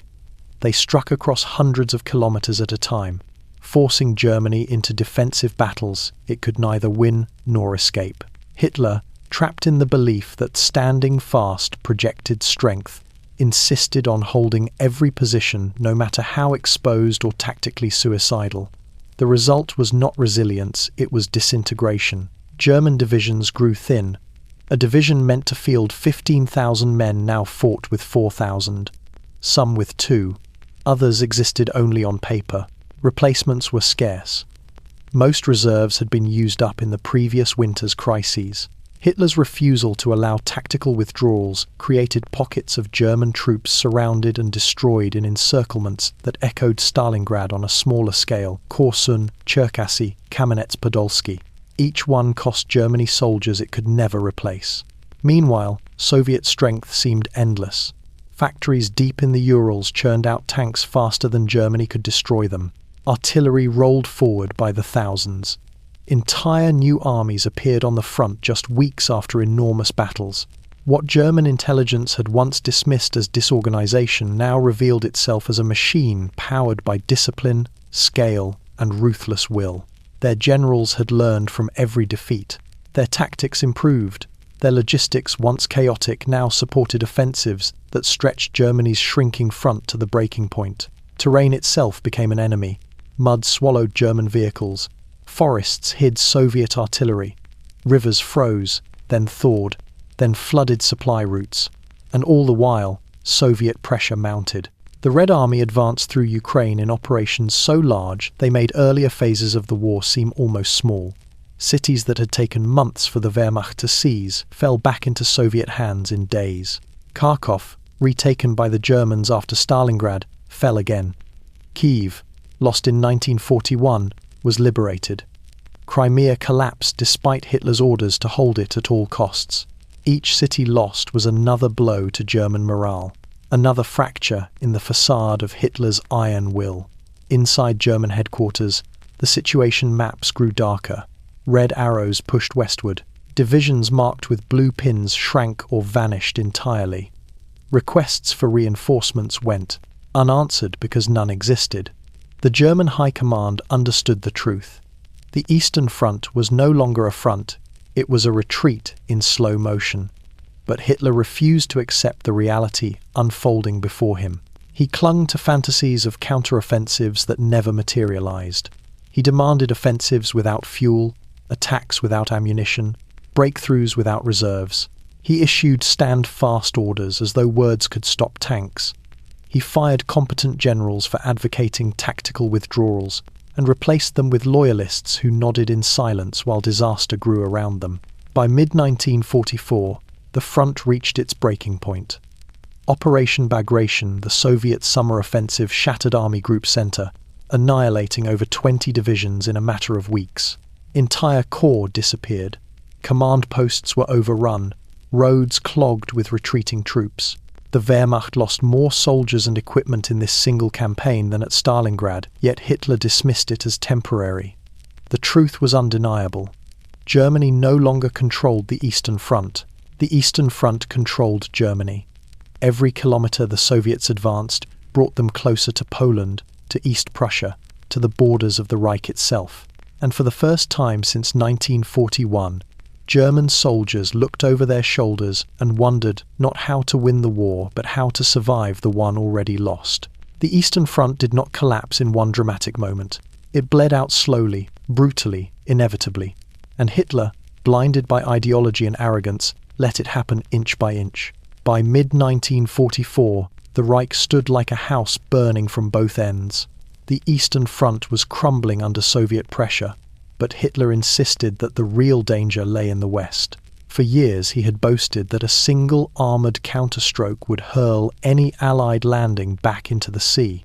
He believed the Atlantic Wall, a patchwork of fortifications, mines, and bunkers, would make Western Europe impregnable. He believed that Germany's greatest enemies, Britain and the United States, lacked the resolve for a massive continental invasion.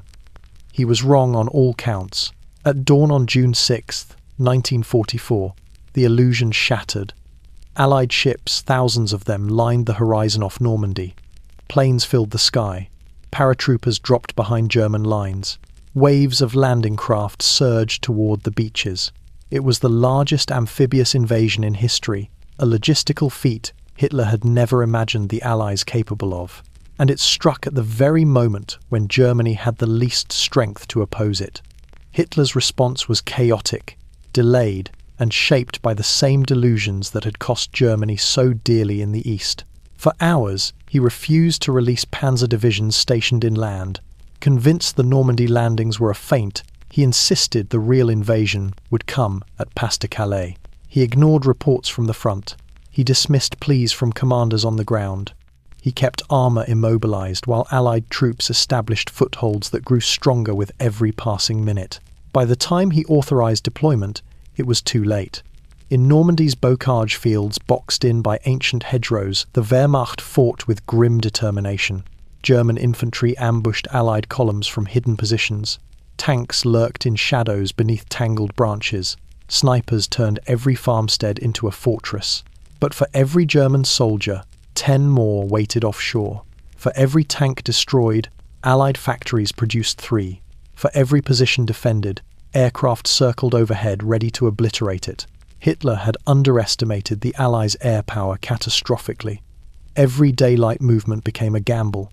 German columns trying to reinforce the front were shredded by fighter bombers. Bridges, rail lines, and supply depots were pounded relentlessly. Even high-ranking officers learned to fear the sky. Rommel himself, travelling near Normandy, was severely wounded when an Allied aircraft strafed his car. The Luftwaffe, once the terror of Europe, was nearly absent. Most of its remaining aircraft were defending German cities or grounded from fuel shortages. Slowly, inevitably, the German line fractured. The breakout at Saint-Lô shattered German cohesion. American armoured divisions poured through the gap in Operation Cobra, racing into the French countryside with breathtaking speed. German commanders begged for permission to retreat, restructure, or form a new defensive line. Hitler refused. He ordered a counterattack at Mortain that failed instantly, crushed by overwhelming Allied air superiority. The no-retreat doctrine, the same one that had doomed armies in Russia, now doomed armies in France. By August, the Allies encircled German forces in the Falaise pocket. Tens of thousands were killed or captured. Columns of wrecked vehicles stretched for miles. The Wehrmacht left behind corpses, broken guns, shattered tanks, and the last illusions of maintaining the Western Front. What escaped did so on foot, without equipment, fleeing toward the German border in exhaustion and disbelief. Paris was liberated on August 25th. Belgium fell in weeks. German troops, pushed back toward the Reich, fought not for victory but survival. Inside Hitler's headquarters, maps told a story he refused to accept. Red arrows pushed toward the Rhine. Blue pins representing German divisions grew fewer, smaller, and farther apart. Hitler claimed the Allies had overextended themselves. He promised a counteroffensive that would turn the tide. He insisted the Reich was not in danger. But the Western Front had broken not from one battle, but from the accumulation of every misjudgment, every delay, every refusal to adapt. Germany now faced mechanized armies supported by limitless factories, inexhaustible manpower, and skies filled with Allied aircraft. The Reich's western door had been blown open, and for the first time, German civilians began to understand what defeat truly meant. The Western Front did not collapse like a wall. It crumbled like a cliff slowly at first, then all at once, and Hitler, clinging to fantasies of counterattacks and miracle weapons, watched the rubble fall without ever understanding why the structure had failed. By late 1944, Germany was fighting for breath. The Eastern Front had ruptured under Soviet offensives that pushed closer to Berlin with every passing month. The Western Allies had broken through Normandy, liberated France, and crossed the borders of the Reich. German cities lay in ruins from relentless bombing. Fuel was scarce, manpower was collapsing, industry was buckling. For the first time, German officers, even the loyal ones, knew the war was lost. Hitler refused to believe it. He convinced himself that one final, devastating blow in the West could shatter the Allied coalition, force a negotiated peace, and give Germany the breathing room it needed to regroup. He imagined a strike so shocking, so sudden, so overwhelming, that it would split British and American forces apart. The target he chose was a quiet, forested region whose name still echoed with memories of 1940, the Ardennes. The plan was staggering in ambition and completely detached from reality. Hitler ordered 3 German armies, including elite SS panzer divisions, pulled from the collapsing Eastern Front to smash through thin American lines, cross the Meuse River, and seize Antwerp, the vital Allied supply hub. Doing so, he believed, would isolate British forces in the north and paralyze Allied logistics. He called it his last great offensive, a blow that would reverse everything that had gone wrong since Stalingrad. But the Wehrmacht of 1944 was not the Wehrmacht of 1940, and Hitler's order ignored every strategic truth of the moment. The offensive required fuel. Germany did not have it. It required seasoned tank crews. Most had died long ago. It required air superiority. The Luftwaffe barely existed. It required secrecy. Allied intelligence had grown formidable. Yet Hitler pushed forward, driven by the same instincts that had failed him again and again. On December 16th, under a blanket of winter fog, the German offensive erupted. Artillery roared across the Ardennes. Panzer armies surged forward. American outposts, manned by inexperienced or thinly spread troops, were overrun. Towns like St. Vith, Clairvaux, and Wiltz fell in rapid succession. Headlines around the world declared a German resurgence. For a moment, it seemed Hitler's gamble might work, but momentum is not victory, and the Ardennes could not sustain momentum. The offensive fell behind schedule immediately. Roads jammed with vehicles, many of them moving by horse or foot. Fuel shortages became critical. Some panzer crews attacked simply to seize Allied fuel depots, their tanks running on fumes. American forces, though initially stunned, quickly regained control. Units held key crossroads with desperate determination. In Bastogne, paratroopers of the 101st Airborne dug in and refused surrender despite being encircled. "Nuts," General McAuliffe replied to the German demand for capitulation, a word that captured the American resolve Hitler had so badly misjudged. Then the weather cleared. Allied aircraft grounded during the storm poured into the sky in overwhelming numbers. Bombers shredded German columns. Fighters hunted panzers hiding beneath the trees. Supply drops reached besieged American units. What Hitler had envisioned as a repeat of 1940 became, instead, a replay of the air war Germany had already lost. And the offensive itself was running out of time. Hitler's timetable collapsed. The Germans never reached the Meuse. The Western spearheads found themselves isolated, low on materiel, under constant attack. Panzer divisions, once the pride of Germany's striking power, burned on icy roads or were abandoned when gasoline ran out. The terrain that Hitler believed would conceal German movements instead trapped them in predictable corridors easily targeted by Allied aircraft. By January, the Ardennes gamble was over. Germany had lost irreplaceable tanks.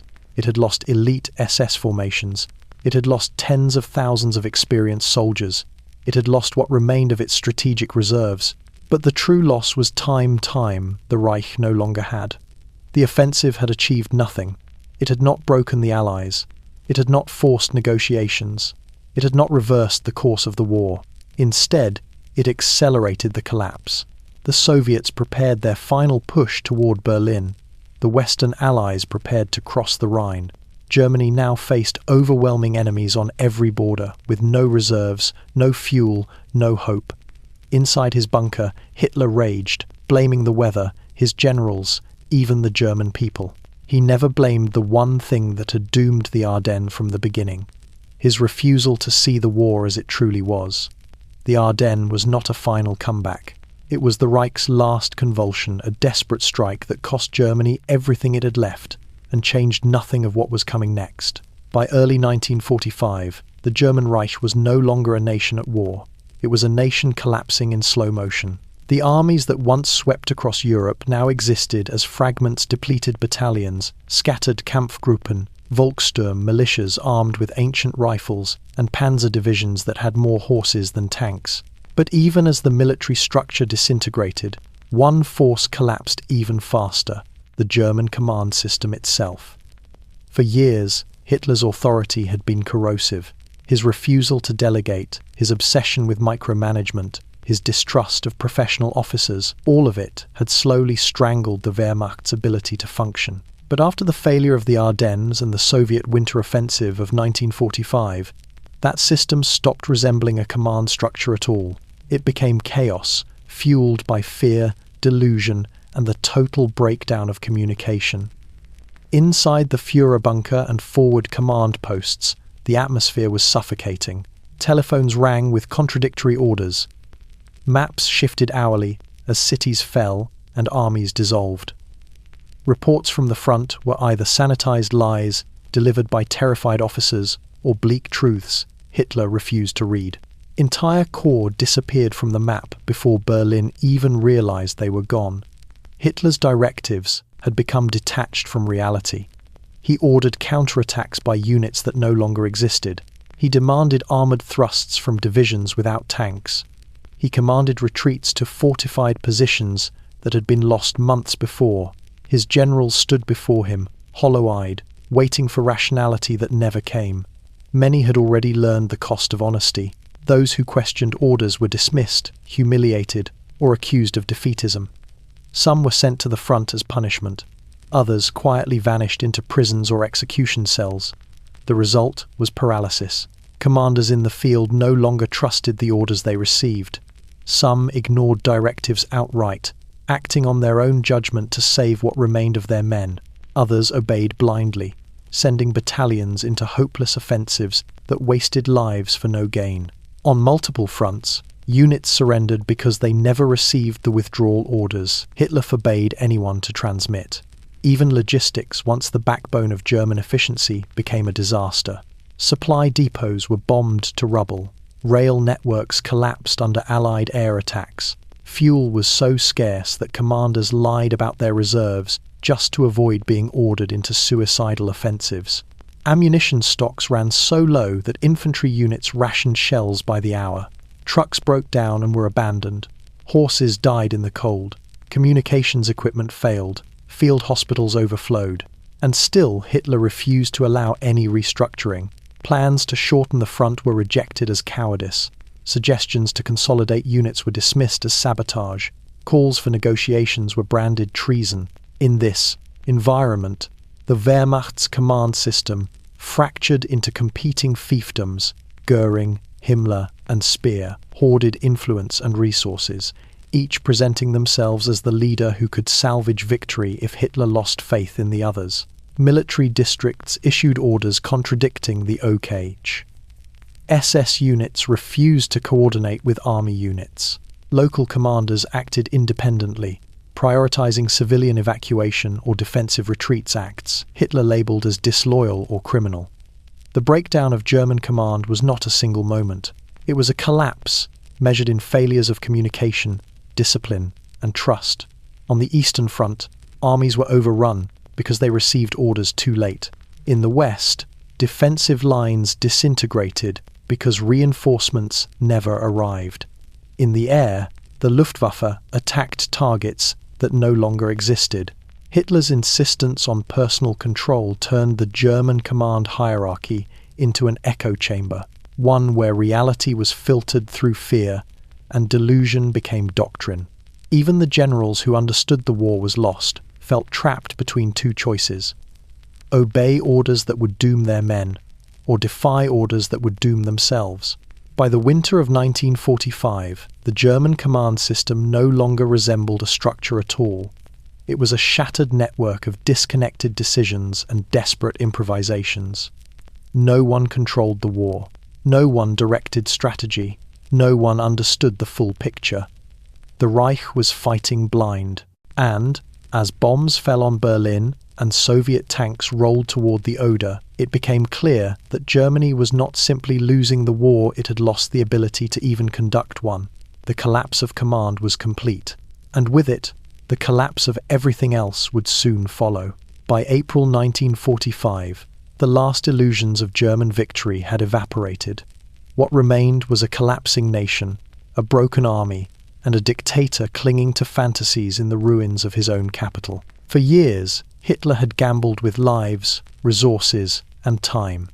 He had misread enemies, ignored warnings, and imposed a rigid, destructive vision upon a war that demanded adaptability.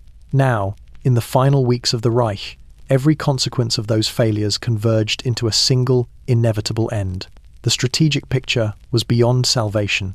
In the east, the Red Army advanced with overwhelming force. Millions of Soviet troops, backed by thousands of tanks and artillery pieces, crushed what remained of German defences.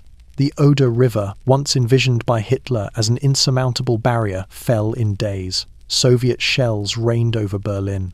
Refugees flooded westward in endless columns, fleeing a front that no longer existed in any coherent form. In the west, American, British, and Canadian forces crossed the Rhine with ease, aided by German disarray and crumbling resistance. Former industrial centres like the Ruhr, once the beating heart of German production, lay silent under Allied occupation. Bridges blew too late, or not at all. Units surrendered en masse, realizing further fighting was pointless. In Bavaria, in the Rhineland, in northern Germany, entire divisions melted away. Inside the Führer bunker, Hitler denied the reality pressing in from every direction. He issued orders to phantom divisions. He demanded counterattacks from armies that had dissolved. He berated generals for lacking resolve, while the map beneath his fingers no longer matched the war outside. He blamed everyone, the Allies, the weather, the German people, the officers who had failed him, but he never accepted the truth. His strategy had been broken from the start. Every decision he made in the final months only accelerated the collapse. He declared fortress cities across Germany, ordering them to hold out to the last man, even when surrounded, starving, or tactically irrelevant. These cities became death traps, where civilians suffered and soldiers died defending ruins that meant nothing. He diverted troops toward hopeless offensives while ignoring genuine defensive needs. He forbade retreats that might have saved thousands. He replaced competent officers with fanatics whose loyalty outweighed their ability. And above all, he refused any negotiation. Even as the world around him burned, Hitler clung to the belief that a fracture would occur among the Allies, that the Western powers would suddenly turn against the Soviet Union, or that a miracle weapon would reverse the course of the war. Neither happened. Both were fantasies Germany could not afford, yet Hitler treated them as certainties. Meanwhile, the war on the ground reached its final, brutal stage. Berlin became a battlefield, a city of shattered buildings, flaming streets, and terrified civilians hiding in basements. Soviet tanks rumbled through avenues once used for parades. German soldiers, many of them teenagers or old men, fought with desperation but little coordination. Ammunition ran out, hospitals overflowed, communications broke. The Nazi leadership fractured into panic, delusion, and betrayal. By the time Soviet troops closed on the Reich Chancellery, the outcome was no longer in question. Hitler's final strategic failure was not merely losing the war, it was refusing to end it. Every additional day of fighting brought more deaths, more destruction, more suffering for a population he claimed to protect. He had waged war with no understanding of its limits, and in the end, he demanded the nation collapse with him. He believed Germany had failed him, not that he had failed Germany. The war ended not with a brilliant last stand, not with a negotiation, not with a strategic pivot, but with the silence that followed Hitler's suicide on April 30th. 1945, in a bunker buried beneath the ruins of Berlin. What remained outside were red flags rising over the Reichstag, Allied troops linking up across central Germany, and a nation carved apart by consequences it could no longer escape. Hitler's final strategic failure was total. He left behind a defeated country, a shattered continent, and a legacy defined by catastrophic decisions that ignored every warning and dismissed every truth. The war he believed he could shape through willpower alone had instead revealed the limits of his vision, the folly of his arrogance, and the irreversible cost of believing victory was guaranteed. The Reich collapsed, and the failure belonged to him alone.